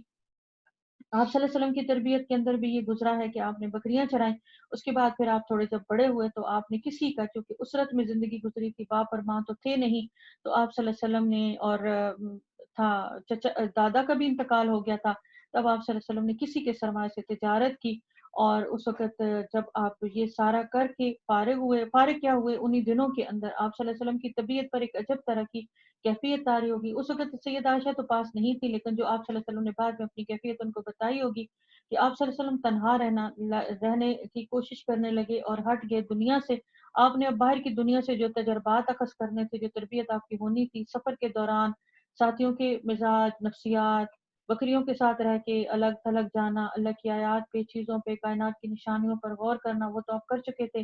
اب آپ صلی اللہ علیہ وسلم کو الگ تھلگ ایک تو پہاڑ میں، غار میں لے جایا گیا، جو کہ غار حرا کے نام سے مشہور ہے، ابھی بھی موجود ہے، اور لوگ جاتے ہیں، دیکھتے ہیں، ایمان تازہ ہوتا ہے۔ چھوٹی سی منی سی غار ہے، بہت زیادہ دھوپ سے نہیں بچا سکتی، بہت زیادہ سردی سے نہیں بچا سکتی، بمشکل تمام اس میں ایک آدمی بیٹھنے کی جگہ ہے، وہ ابھی اپنی اسی حالت میں موجود ہے، اور اس میں آپ صلی اللہ علیہ وسلم دیر تک بیٹھا کرتے تھے، اور جو ہے تفاسیر بتاتی ہیں کہ جو اس وقت آپ کی عبادت تھی، اس کو آپ نے تہنس کا نام دیا تھا یا تہنس کا نام دیا تھا، یہ تھا، اور کچھ تفاسیر بتاتی ہیں کہ تابد کا نام دیا تھا اس کو، یا نابد کا نام دیا تھا، کہ آپ اپنے آپ کو بندہ ہونے پر غور فکر کرتے۔ وہ عبادت کیا تھی؟ وہ نمازوں کی صورت نہیں تھی، وہ کچھ بھی ایسا نہیں تھا، لیکن آپ صلی اللہ علیہ وسلم صرف اور صرف ذہنی طور پر پورے یکسو ہو کر اللہ کی طرف متوجہ ہو گئے۔ آپ کے ذہن کو اس وقت اور آپ کے قلب مبارک کو دنیا کی تمام فکروں سے دور کر کے ایک الگ تنہا جگہ پہ لے کے، اس چیز کے لیے، اس بلند جو تھا دینے ذمہ داری تھی اور بھاری کام تھا جس کو اٹھانے کے لیے آپ کے قلب مبارک کو تیار کیا جا رہا تھا، اس لیے آپ کو دنیا سے ہٹا کر لے جایا گیا۔ سیدہ ختیجہ جو ہے وہ فکر کرتی تھی، اور پھر آپ کو ڈھونڈنے لگ جاتی تھی، کئی دن آپ گھر واپس نہیں آتے تھے، اور پھر فکر یہ کرتی تھی کہ آپ کے پاس کھانے کو کچھ نہیں، آپ کے پاس پینے کو کچھ نہیں، واللہ عالم بالصواب، اس وقت آپ صلی اللہ علیہ وسلم کو کون کھلاتا ہوگا، کون پلاتا ہوگا، ہم یہ نہیں جانتے، نہ اس کے بارے میں کچھ چیزیں ہمیں بتائی گئی ہیں، لیکن یہ بتایا گیا کہ سیدہ ختیجہ پھر اس پہاڑ پر چڑھتی تھی۔ آپ نے دیکھا ہوگا وہ پہاڑ، اس پر چڑھنا کوئی آسان کام نہیں ہے، اس پر ایک عورت چڑھ جائے، اور وہ ستو، اور وہ اس عمر میں تھی کہ جس پہ بہت زیادہ چڑھنا، کیونکہ 40 سال کی عمر میں تو ان کی شادی ہوئی ہے، اور 25 سال آپ صلی اللہ علیہ وسلم تھے۔ اب جب نبوت ملی ہے تو یہ 15 سال بعد کا واقعہ ہے، تو 15 سال آگے لے جائیں تو اس وقت سیدہ ختیجہ کی عمر 55 سال ہو چکی ہے۔ 55 سال کی عمر میں ایک عورت کا پہاڑ کے اوپر چڑھ کے جانا اور بہت بڑا کام ہے۔ اس وقت ستو لے جاتی، آپ کے لیے کھجورے لے جاتی، یا پانی لے جاتی، کچھ دن تو آپ ان کے ساتھ گزارا ہوتا، آپ نے کبھی مانگا نہیں، کبھی لے کے بھی نہیں گئے، کبھی کبھار ایسا ہوا کہ آپ نے کچھ اپنے ساتھ رکھا ہو، वल्लाहु आलम उस पहाड़ के ऊपर क्या तरीका होगा, क्या अंदाज होगा, ये अल्लाह को पता है या रसूल अल्लाह को पता है सल्लल्लाहु अलैहि वसल्लम। और उसके बाद ये सारी तैयारी, कल्बी तैयारी करने के बाद, इसीलिए कहा जाता है कि जब इंसान अपने आप को किसी बड़े मकसद के लिए या किसी इरादे के लिए तैयार करे तो उसको बतदरीज दुनिया की चीज़ों से कराहत करनी चाहिए, छोड़ना चाहिए उसको, दुनिया की हकीर चीज़ों की तरफ ध्यान नहीं करना चाहिए। उसका ध्यान, हमारा क्या ध्यान रहता है, हम अपने आप को देखें तो हमारे तो बहुत अजीम गोल ही नहीं, हमारे अजीम मिशन ही नहीं, हमारा ध्यान खाने में रहता है, तरकीबों में रहता है, डिशेज में रहता है, ऐसा ना, कपड़े जूतों में रहता है, हमारा ध्यान इन चीजों में रहता है। बहरहाल हम उस पाए के तो हैं भी नहीं, लेकिन अल्लाह ने ये बता दिया है कि जब किसी को अपने आप को तैयार करना है तो उस वक्त उसको दुनिया की इन चीजों से अपना पीछा छुड़ाना पड़ेगा इख्तियारी तौर पे। 56 इसकी आयात हैं, 2 इसके रकूआत हैं। सूरह मुदस्सिर मकिया है, शुरू के दिन है, खूबसूरत अंदाज है, तेज रिदम है, मुन्नी मुन्नी आयात है। ए ओढ़ लपेट कर लेटने वाले, दोबारा वही तरीका कार है, उठो और खबरदार करो और अपने रब की बड़ाई का ऐलान करो और अपने कपड़े पाक रखो और गंदगी से दूर रहो और एहसान ना करो ज्यादा हासिल करने के लिए और अपने रब की खातिर सब्र करो। मुस्तकिल इसमें हदायत दी गई। क्या बेफिक्री के दिन गुजर गए, ए मोहम्मद उठ जाइए और लोगों को खबरदार कर दीजिए सल्लल्लाहु अलैहि वसल्लम, और अपने रब की बड़ाई का ऐलान कीजिए। ऐलान होता है बावाज़े बुलंद किसी चीज का ऐलान करना, कि मेरा रब मौजूद है, एक ऐसा शहनशाह, एक ऐसा बादशाह है कि जो तुम नहीं जानते हो या अरब के लोगों, मक्का के लोगों, लेकिन मेरा रब इससे बहुत बड़ा है, वो मौजूद है कहीं पे। उन तमाम चीजों में उसको देखो और अपने कपड़े पाक रखो। कपड़े एक तो ज़ाहिरी निजासत से पाक रखो और गंदगी से दूर रहो। गंदगी एक तो अफकार की गंदगी, अकायद की गंदगी है, ख्यालात की गंदगी है, सोच की गंदगी, फिक्र की गंदगी और एक ज़ाहिरी गंदगी भी है। और फिर सब्र करो और ये सारे अहकामात देने के बाद फिर आप सल्लल्लाहु अलैहि वसल्लम को मैदान में उतारा गया। अच्छा, जब सूर में फूंक मार दी जाएगी, वो बड़ा सख्त दिन होगा, काफिरों के लिए हल्का नहीं होगा। छोड़ो मुझे और उस शख्स को जिसको मैंने अकेला पैदा किया, बहुत सा सामान उसको दिया, उसके साथ हाजिर रहने वाले बेटे दिए। दोबारा वलीद बिन मुगीरा की सख्ती और उसके लिए रियासत हमवार की, और फिर वो तमा रखता है कि मैं उसे और ज्यादा दूं। बेटे हाजिर रहने वाले, बताया गया है ना कि इस वक्त बेटे हाजिर रहने वाले एक बहुत बड़ी नेमत समझी जाती है। हमारे यहाँ जब मुफस्सरीन तफसीर के अंदर लिखा हुआ है कि हमारे यहाँ देखें कि हम अपने बच्चों को कस्बे माश के लिए दूर दूर के मुल्कों में भेज देते हैं, फिर माएँ और बाप उनको देखने के लिए सारी सारी जिंदगी तरस जाते हैं। फिर एक वक्त ऐसा आता है कि वो कंप्रोमाइज कर देते हैं कि दौलत आए, पैसा आए, माश आए, लेकिन बेटे ना भी आए तो कोई बात नहीं है। तो ये एक महरूमी है। जबकि वलीद बिन मुगीरा को उसके साथ हमा वक्त हाजिर रहने वाले बेटे दिए गए थे, और ये अरब में बहुत बड़ी एक चीज समझी जाती थी कि उनके काम कोई और करता है, उनके इतने नौकर चाकर, उनके बिजनेस को कोई और देखता है, उनको उसके उसकी बल्कि दौलत की बताया गया है कि इतनी यानी मालियत भी थी, तफसीर बताती हैं। और उसी के लिए फिर अल्लाह ताला कहते हैं कि मुझे उस शख्स को के लिए छोड़ दो कि जिसको मैंने इतना कुछ दिया और उसके बावजूद उसने तमा भी की थी कि मैं उसे और ज्यादा दूंगा। हरगिज नहीं, वो हमारी आयत से अन्नाद रखता है, मैं तो उसे अनकरीब एक कठिन चढ़ाई पर चढ़ाऊंगा। कहा जा इसके लिए भी बहुत बहुत सारी बहसो मुबासा पड़ा। एक तो ये कि वाकई जो यहाँ पे लिखा हुआ है ना, सऊदा, सऊदा सौद से है, और इसके बारे में बताया जाता है कि ये जहन्नुम का एक पहाड़ है और ये बहुत सीधा है, और ये एक अजाब की सूरत में होगा कि इसके ऊपर किसी को चढ़ाया जाएगा। और चढ़ना ज़ाहिर बात है बहुत मुश्किल काम है, इसलिए कि सांस तेज हो जाती है, दिल तेज तेज धड़कने लगता है। कुछ ने बताया ये ऐसा पहाड़ है जिसके ऊपर मुसलसल आग जलती रहती है, और इसके ऊपर चढ़ने को जब कहा जाएगा तो कौन चढ़ सकेगा, वो राख हो जाएगा, फिर उसको नया जिस्म दिया जाएगा, फिर वो चढ़ेगा। ये मुसलसल अजाब की एक सूरत है। कुछ ने बताया कि ये बहुत फिसलने वाला है और बहुत इसके अंदर यानी ऊपर इसकी ऐसी चीजें हैं कि ये हर वक्त मतलब इसके ऊपर चढ़ना बहुत मुश्किल है। और जब किसी को ये अजाब दिया जाएगा तो मुस्तकिल मेहनत करता रहेगा इसके ऊपर चढ़ने की, लेकिन वो चढ़ नहीं पाएगा। और कुछ ने कहा है कि कुछ मुफस्सिरीन कराम ने कहा है कि जितनी सख्त उसकी दुनिया के अंदर दुश्मनी थी, तो इसी तरह उसको एक सख्त अजाब दिया जाएगा। वल्लाहु आलम बिस्सवाब। अल्लाह ने बस हमें ये निशानदेही की गई है, और हम समय सिर्फ अपना सोच रहे हैं, हमें वलीद का क्या सोचना है। उसने सोचा और कुछ बातें बनाने की कोशिश की तो खुदा की मार उस पर कैसी बात बनाने की कोशिश की। हाँ, खुदा की मार उस पर कैसी बात बनाने की कोशिश उसने की। फिर लोगों की तरफ देखा, फिर पेशानी सुकेड़ी और मुंह बनाया, फिर पलटा और तकब्बुर में पड़ गया। आखिरकार बोला ये कुछ नहीं है मगर एक जादू जो पहले से चला आ रहा है। अभी मैंने इसका तारुफ रखा है आपके सामने। ये तो एक इंसानी कलाम है, अनकरीब हम उसे जहन्नुम में झोंक देंगे, और तुम क्या जानो कि क्या है ये दोजख, न बाकी रखे न छोड़े, खाल झुलस देने वाली। 19 कारकुन इस पर मुकर्रर हैं। ہم نے دوزخ کے یہ کارکن فرشتے بنائے ہیں، ان کی تعداد کافروں کے لیے فتنہ بنا دی ہے تاکہ اہل کتاب کو یقین آ جائے۔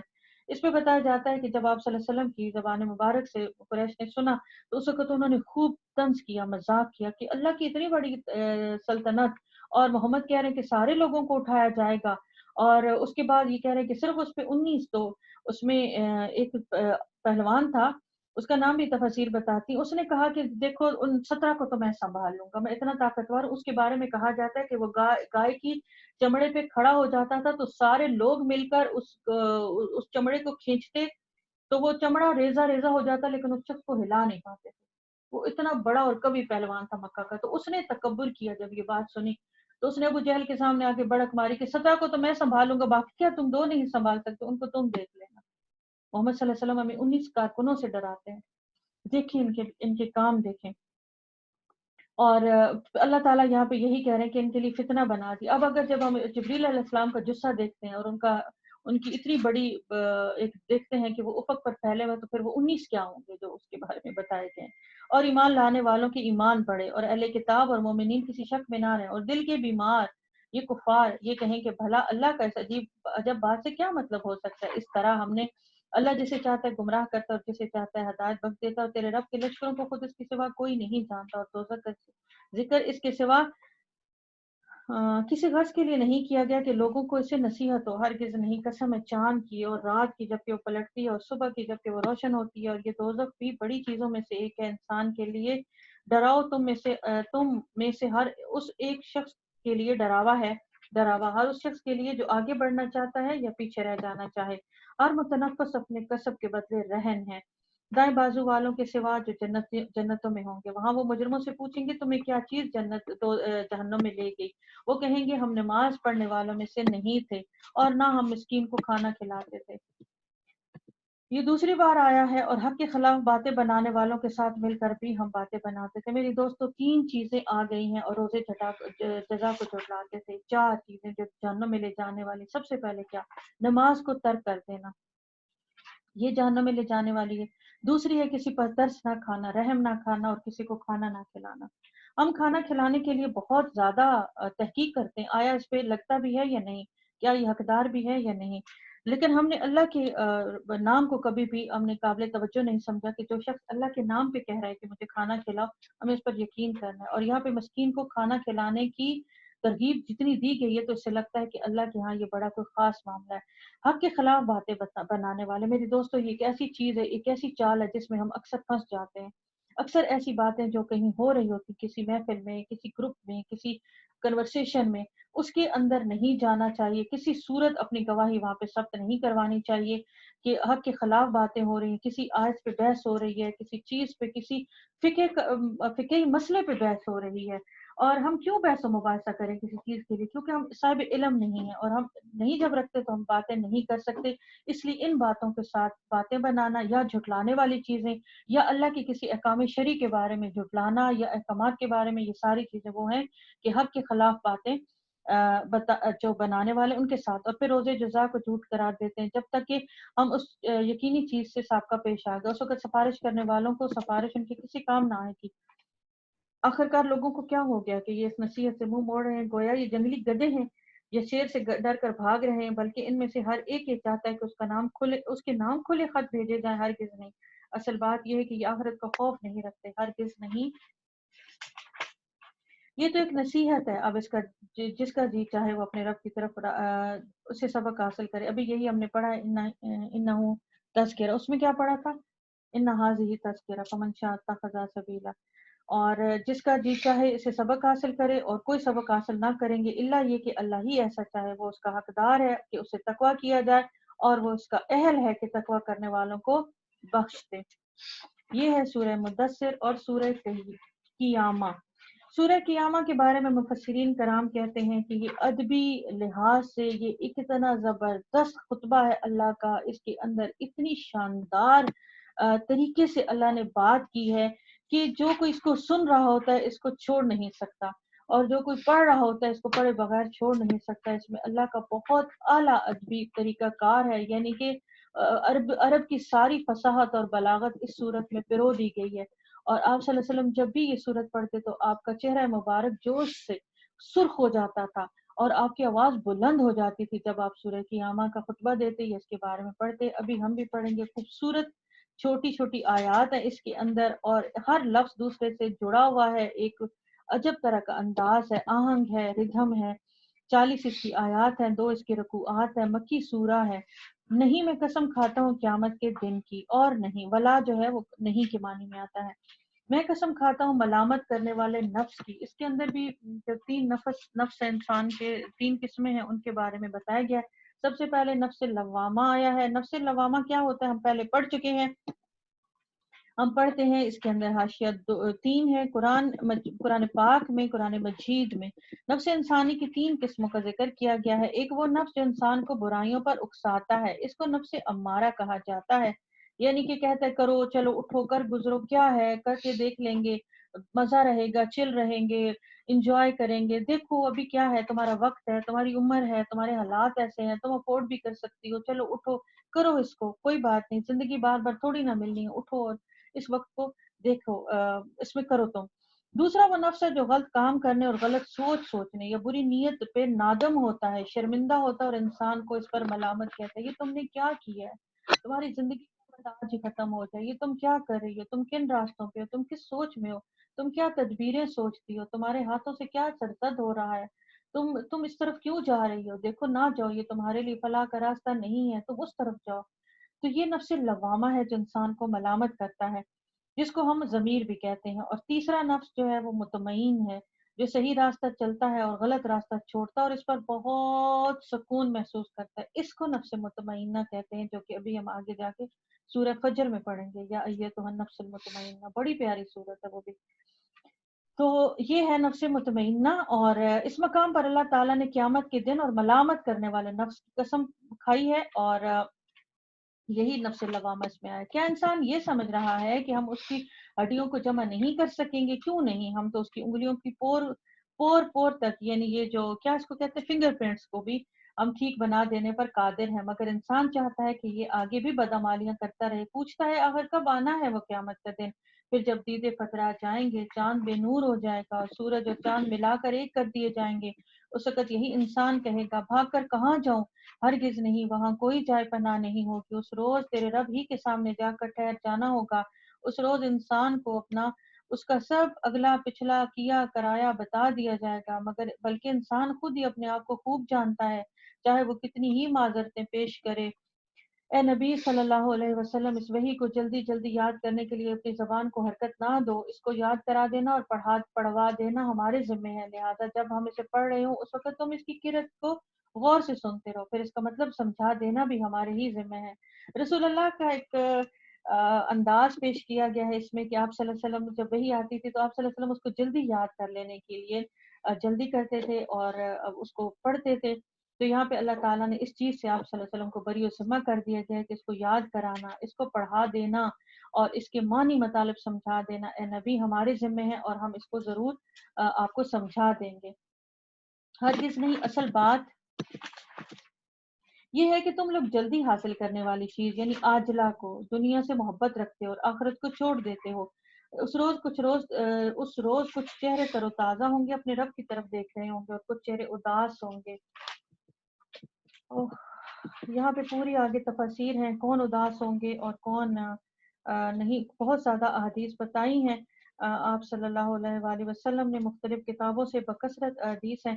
آپ صلی اللہ علیہ وسلم فرماتے ہیں کہ اس کی جو تفسیر منقول ہے وہ یہ ہے کہ آخرت میں اللہ کے مکرم بندوں کو اپنے رب کا دیدار نصیب ہوگا. صحیح بخاری سے یہ روایت دی گئی ہے کہ تم اپنے رب کو علانیہ دیکھو گے جیسے کہ 14ویں کے چاند کو دیکھا جاتا ہے. پھر آپ صلی اللہ علیہ وسلم نے فرمایا, حضرت صہیب راوی ہیں, جب جنتی لوگ جنت میں داخل ہو جائیں گے تو اللہ تعالیٰ ان سے دریافت کریں گے کہ کیا تم چاہتے ہو کہ میں مزید تمہیں کچھ دوں. وہ عرض کریں گے کہ یا رب آپ نے ہمارے چہرے روشن کر دیے, کیا آپ نے ہمیں جنت میں داخل نہیں کر دیا اور ہمیں جہنم سے نہیں بچا لیا. اس پر اللہ تعالیٰ پردہ ہٹا دیں گے اور ان لوگوں کو جو کچھ انعامات ملے تھے ان میں سے کوئی انعام بھی اس سے زیادہ محبوب نہیں ہوگا کہ وہ اپنے رب کی دیدار سے مشرف ہوں گے. اور یہ ہے وہ انعام جس کے متعلق قرآن نے فرمایا گیا ہے, للذی احسن الحسن وزیادہ, یعنی جن لوگوں نے نیک عمل کیا ان کے لیے اچھا اجر ہے, اور اس وقت مزید بھی, یعنی مزید یہ ہے کہ اللہ کا دیدار ہوگا. सहीह बुखारी और सहीह मुस्लिम में हज़रत अबू सईद खुदरी से रवायत है और हज़रत अबू हुरैरा से भी रवायत है। लोगों ने पूछा, या रसूलुल्लाह, हम क़यामत के दिन क्या अपने रब को देख सकेंगे? आप सल्लल्लाहु अलैहि वसल्लम ने फरमाया, क्या तुम्हें चाँद और सूरज देखने में कोई दिक्कत होती है जिसके बीच में बादल भी ना हो? लोगों ने अर्ज़ किया, नहीं। आप सल्लल्लाहु अलैहि वसल्लम ने फरमाया, बस इसी तरह तुम अपने रब को देखोगे। और ये फिर आप सल्लल्लाहु अलैहि वसल्लम ने ये आयत पढ़ी कि उस रोज़ कुछ चेहरे तरोताज़ा होंगे और अपने रब की तरफ देख रहे होंगे। इब्न माजा में हज़रत जाबिर बिन अब्दुल्ला की रवायत है, अल्लाह उनकी तरफ देखेगा और वो अल्लाह की तरफ देखेंगे। ये क्या चीज़ है, ये क्या तसव्वुर है, ये क्या शान है, ये किन की शान है? अक्ल वहाँ रसाई नहीं करती और तसव्वुर वहाँ पहुँचता नहीं। फिर जब तक कि अल्लाह उनसे पर्दा ना फरमा लेगा, उस वक़्त तक जब तक कि जन्नत की किसी नेमत की तरफ तवज्जो ना करेंगे, वो अल्लाह ही को देखते रहेंगे। और ये और भी बहुत सारी दूसरी आयत हैं कि उस रोज़ अहले जन्नत जो है उनकी नेमत तब तमाम होगी जब वो अपने अल्लाह का दीदार करेंगे और अपने रब को देखेंगे। पता नहीं अल्लाह उस दिन क्या आंखें देगा, क्या दोबारा बनाएगा, क्या चीज़ होगी, किस तरह अपना अल्लाह ताला अपना दीदार कराएगा, कौन अल्लाह को देख सकेगा, कौन खुश नसीब होंगे मेरी दोस्तों। क्या हम अपने लिए दुआ नहीं करेंगे कि हम भी उन खुश नसीबों में शामिल हों? क्या हम अपने लिए कोशिश करने वाले नहीं बनेंगे कि अल्लाह हमें भी उनमें शामिल कर दे? क्या उन फजीलत रखने वाले लोगों में हम अपने आप को सोचेंगे भी नहीं, तसव्वुर भी नहीं करेंगे कि काश हम भी उनमें शामिल हों? क्या हमारे अंदर वो शौक और हुब नहीं जागती कि जिस अल्लाह से, जिस रब से हमने तमाम उम्र बिन देखे मोहब्बत की, जिसकी सारी बातों को हमने सच जाना, जिसके दूर होने पे भी हमने उसके करीब होने का यकीन किया, जिसको हमने छू के भी नहीं छुआ, जिसको हमने देख के भी नहीं देखा, वो रब आज हमारे सामने है और वो ये एहसास देगा कि तुमने बिन देखे दुनिया में मुझसे मोहब्बत की थी, तुमने मेरी हर बात पे यकीन किया था और मैं तुम्हें दिखाऊं मैं कौन हूँ, मैं क्या हूँ, मेरी मोहब्बत क्या है, मेरे वादे कैसे थे। देखो मैंने तुमसे जिस ईमान का वादा किया था और तुमने कोई सवाल नहीं किया था और तुम इस चीज़ पर ईमान ले आए थे, हालाँकि तुमने मुझे देखा भी नहीं था और तुमने मुझसे मोहब्बत की थी और मेरे लिए अपनी दिलपसंद चीज़ें छोड़ी थी और मेरे लिए अपनी दुनिया के मशागल छोड़े थे। मेरे दोस्तों इस पे ज़रूर सोचा करें, ज़रूर ये गुमान किया करें, ये ख़याल किया करें, ये शौक किया करें कि हम भी अपने रब को देखने वाले लोगों में शामिल हों। और बेशक हमारे अमाल ऐसे नहीं हैं, हम बहुत गुनहगार हैं, लेकिन क्या अजब कि अल्लाह ताला हम पर रहम कर दे, किसी एक चीज़ से अल्लाह हमें उठा खड़ा करे और अपना कुर्ब दे दे और फैसला कर दे कि हाँ इसको भी मैं अपना चेहरा दिखाऊंगा, इसको भी मैं अपना कुर्ब अता करूंगा इंशाअल्लाह। अल्लाहुम्मा अजअलना मिनहुम, अल्लाहुम्मा अजअलना मिनहुम। और समझ रहे होंगे कि उनके साथ कमर तोड़ बर्ताव होने वाला है। हर चीज नहीं, जब जान हलक तक पहुंच जाएगी और कहा जाएगा कि है कोई झाड़ फूंक करने वाला, फूंक करने वाला, और आदमी समझ लेगा कि ये दुनिया से उसकी जुदाई का वक्त है और पिंडली से पिंडली जोड़ दी जाएगी। ये वो दिन होगा तेरे रब की तरफ रवानगी का। ये मौत का मंजर है मेरे साथियों। और मगर उसने सच नहीं जाना था, ना नमाज पढ़ी थी, बल्कि झुटलाया था और पलट गया था। फिर अकड़ता हुआ अपने घर वालों की तरफ चल दिया। ये रविश तेरे लिए ही सजावार है और तुझी को जेब देती है। हाँ, ये रविश तेरे लिए ही सजावार है और तुझी को जेब देती है। क्या इंसान ने ये समझ रखा है कि वो यूं ही महमल छोड़ दिया जाएगा? क्या हमने यही समझ लिया है कि हम कुछ नहीं हैं? क्या वो एक हकीर पानी का नुतफ़ा था जो रहम मादर में टपकाया जाता है, फिर वो एक लोथड़ा बना, फिर अल्लाह ने उसका जिस्म बनाया, फिर उसके अज़ा दुरुस्त किए, फिर उसे मर्द और औरत की दो किस्में बनाई। क्या वो इस चीज़ पर कादिर नहीं है कि मरने वाले फिर से जिंदा किए जाएं? सख्त सूरत थी।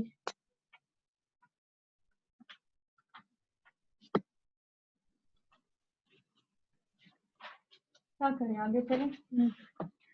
नहीं चले? टाइम है लेकिन हमारे पास खतूत बहुत सारे जमा हो गए। बड़े खत आए हैं कल हमें।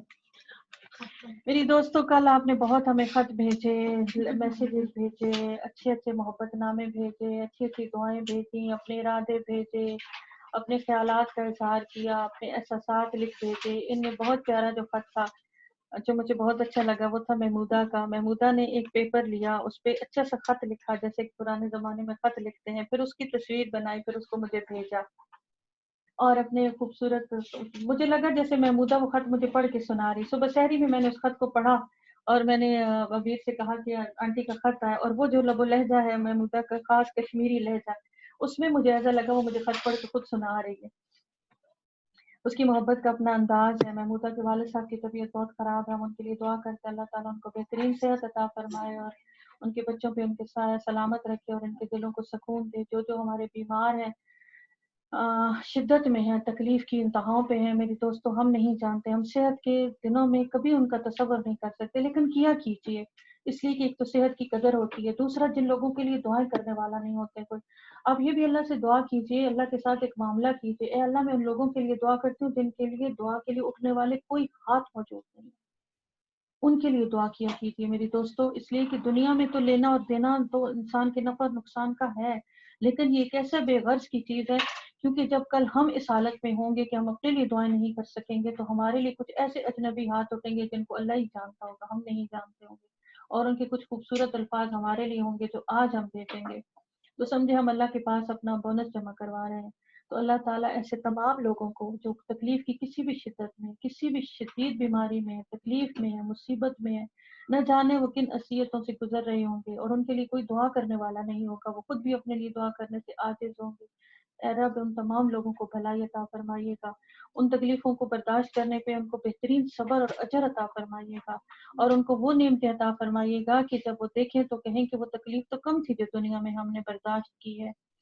اے رب صحت بہت بڑی نعمت ہے، سب کو اللہ تعالیٰ شفائے کلی اور صحت کاملہ عطا فرمائے اور ان تمام لوگوں کی تکلیفوں کو دور کرے اور ان کے پیاروں کو سکون دے جو گھروں کے اندر تڑپ رہے ہیں، جو ان کی تکلیفوں کو برداشت نہیں کر سکتے. اللہ تعالیٰ ان کے پیاروں کو سکون دے، اطمینان عطا فرمائے اور ان کی دعا میں وہ اثر رکھ دے. بے شک اللہ دعاؤں کا قبول کرنے والا ہے، لیکن یقیناً ایسا نہیں ہوتا کہ ہر کوئی ہماری دعا سے ہی پلٹ آئے، کیونکہ اللہ کے فیصلے اٹل ہیں.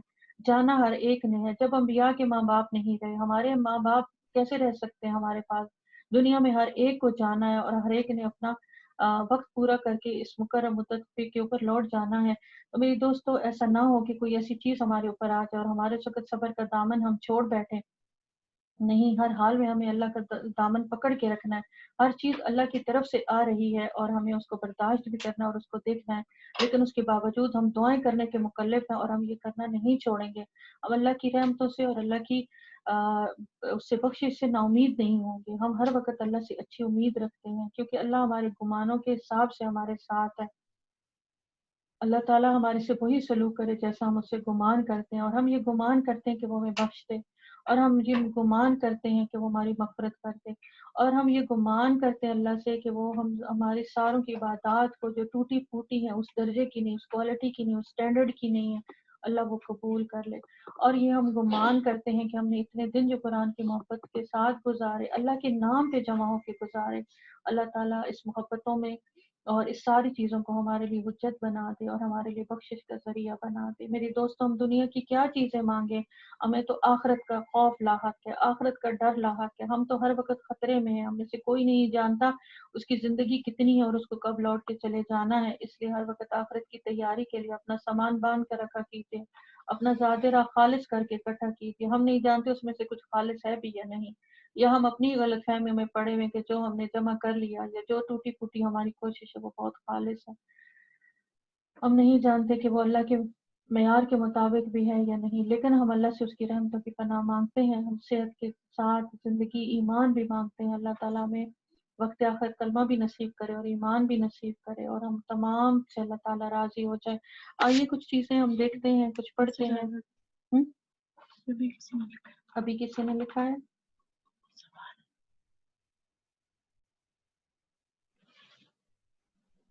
آپ شہری میں چائے پی رہی تھی تو اذان ہو گئی تو کوئی بات نہیں میری دوستو، یہ صاف بتایا گیا ہے، اللہ کے دین میں کوئی تنگی نہیں ہے. آپ اپنا کھانا پینا پورا کیجئے اور اس کے بعد آپ روزہ رکھ لیجئے. اللہ کو ہماری نیت سے مطلب ہے اور ہماری نیت چونکہ خالص ہے اللہ سے محبت کے لیے، اس لیے ہمیں اللہ تعالیٰ ہمارا روزے کو قبول کرے، آپ کے روزے کو اللہ تعالیٰ قبول کرے. آپ بالکل بھی فکر نہ کیجیے اس بارے میں. اور اس کے بعد کہاں ہے وہ میسج، کہاں ہے مجھے بتاؤ، مجھے دکھاؤ. روز نہیں کلیئر کر دو، روز نہیں کلیئر کر دو. ہاں روز نہیں، نہیں وہ تو کبھی کبھار غلطی سے ہی ہوتا ہے، ایسا ہو نہیں سکتا. آپ میں سے مدیحہ نے بھیجا کل سب سے پہلے میسج. مدیحہ میری اچھی بہن، اچھی بچی، آپ کے جذبات کی بہت قدر ہے. آپ نے بہت ساری خوبصورت چیزیں، خوبصورت الفاظ بھیجے ہیں اور آپ نے یقیناً اچھی نیت بھی کی ہوگی اور اچھے ارادے بھی کیے ہوں گے.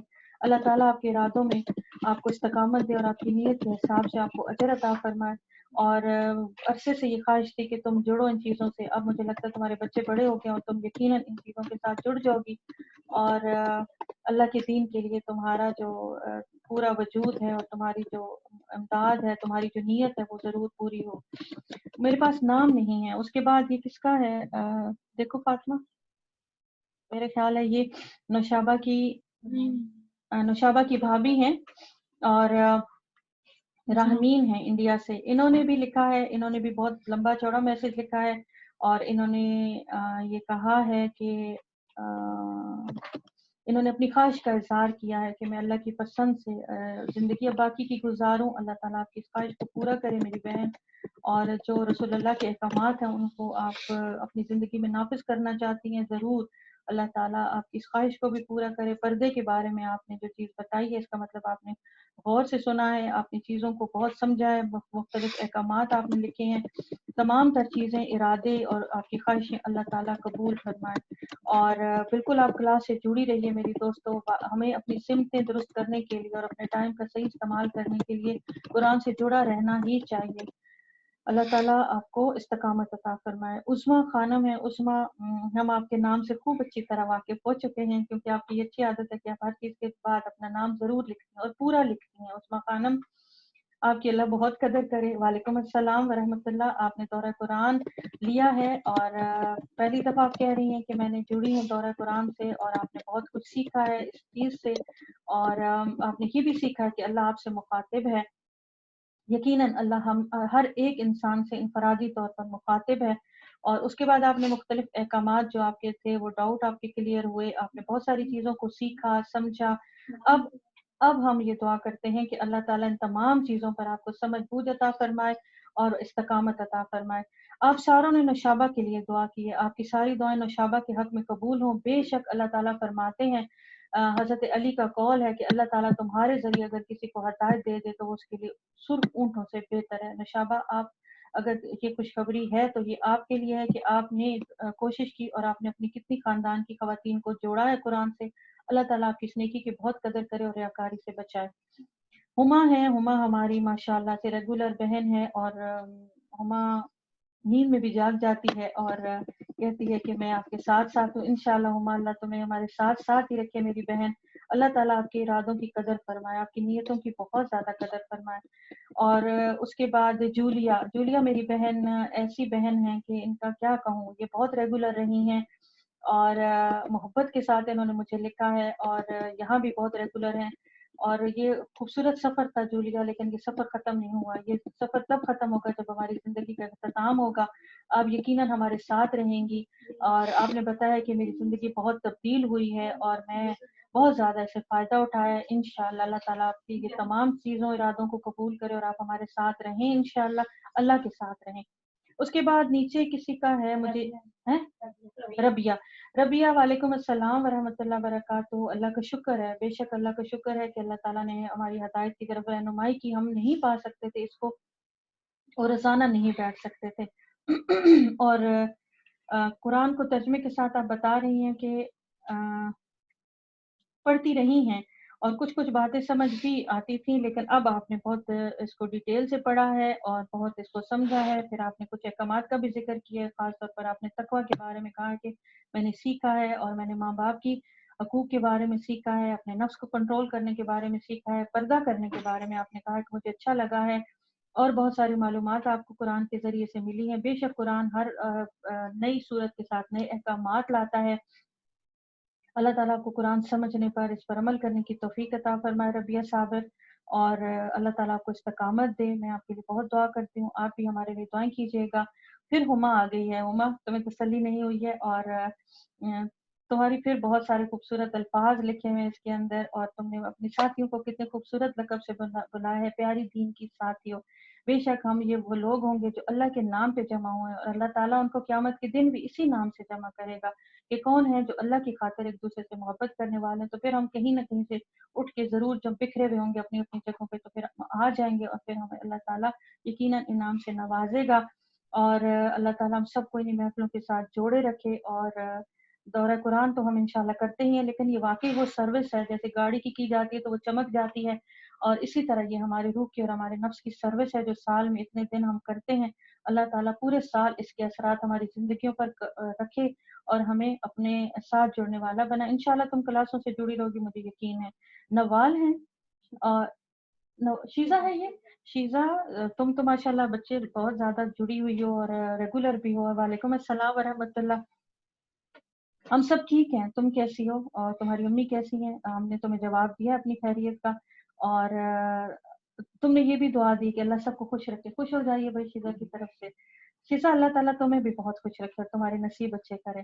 اور تم قرآن سے جڑی ہوئی ہو, بنات سے جڑی ہوئی ہو, تمہیں بہت اچھا لگتا ہے. تمہاری ساری باتیں ہم تک پہنچتی رہتی ہیں. تم مزے مزے کی چیزیں بھی بنا کے لاتی ہو, ہمیں کھلاتی ہو. اللہ تعالیٰ تمہاری بہت قدر کرے میرے بچے. اور تم نے بھی بتایا ہے کہ بہت ساری چیزیں تمہیں ابھی بھی پتہ چلی ہیں جو نہیں پتہ تھیں. اور تم نے بتایا ہے کہ انسان کیا ہے, میں کیا ہوں, تم کیا ہو, دنیا کیا ہے اور دنیا کی حقیقت کیا ہے. حرام اور حلال کے بارے میں بھی تمہیں بہت زیادہ پتہ چلا. تم کانشیس ہوئی. اور بس اللہ تعالیٰ اخلاص کے ساتھ ہمیں جوڑے رکھے بچے. بہت زیادہ شکریہ. اس کے بعد کون ہے؟ مسز سعدیہ. سعدیہ کہاں سے ہیں؟ سعدیہ عمان سے ہو. وعلیکم السلام ورحمۃ اللہ وبرکاتہ میری بہن. ہاں اللہ کا بے شک شکر ادا کرنا چاہیے کہ اللہ تعالیٰ نے ہمیں جوڑا ہے اور بے شک یہ ہماری فلاح کے لیے ہے اور ہماری آخرت کی کامیابی کے لیے کہ ہم اس قرآن سے جڑیں, اس کے اوپر عمل کرنے والے بنائیں. اور تم نے بتایا کہ یتیم اور مسکینوں کے بارے میں تم نے جو حقوق پڑھے ہیں وہ تمہیں بہت زیادہ تمہیں انہوں نے سمجھایا ہے. یقیناً عمل پہ بھی آمادہ کیا ہوگا. عورت کے لیے کیا اللہ تعالیٰ نے احکامات دیے ہیں. بے شک عورت, مسلمان عورت اللہ کے لیے بہت اسپیشل ہے اور اس کے لیے اللہ نے کتنی خوبصورت چیزیں ہمیں بتائی ہیں. اور یہ بھی تم نے بتایا ہے کہ دنیا کے لیے نہیں آخرت کے لیے تیاری کرنی ہے. اور بہت اچھی چیزیں آپ نے بتائی ہیں اور آپ نے اپنے ارادوں کو ظاہر کیا ہے. انشاءاللہ آپ جڑی بھی رہیں گی اور آپ اللہ کے دین کے لیے کام بھی کرتی رہیں گی. آپ نوشابہ باجی کی بھابھی ہیں سعدیہ عمان سے. Most welcome Sadia. اللہ تعالیٰ نوشابہ کو نیکی کا اجر عطا فرمائے. اس کے بعد ناہید خالد کا میسج ہے. اس نے کچھ نہیں لکھا ہے, صرف اطلاع دی ہے کہ آج سورہ قلم کی تفسیر شروع ہوگی. ناہید آپ کچھ لکھو ہمیں پتہ چلے.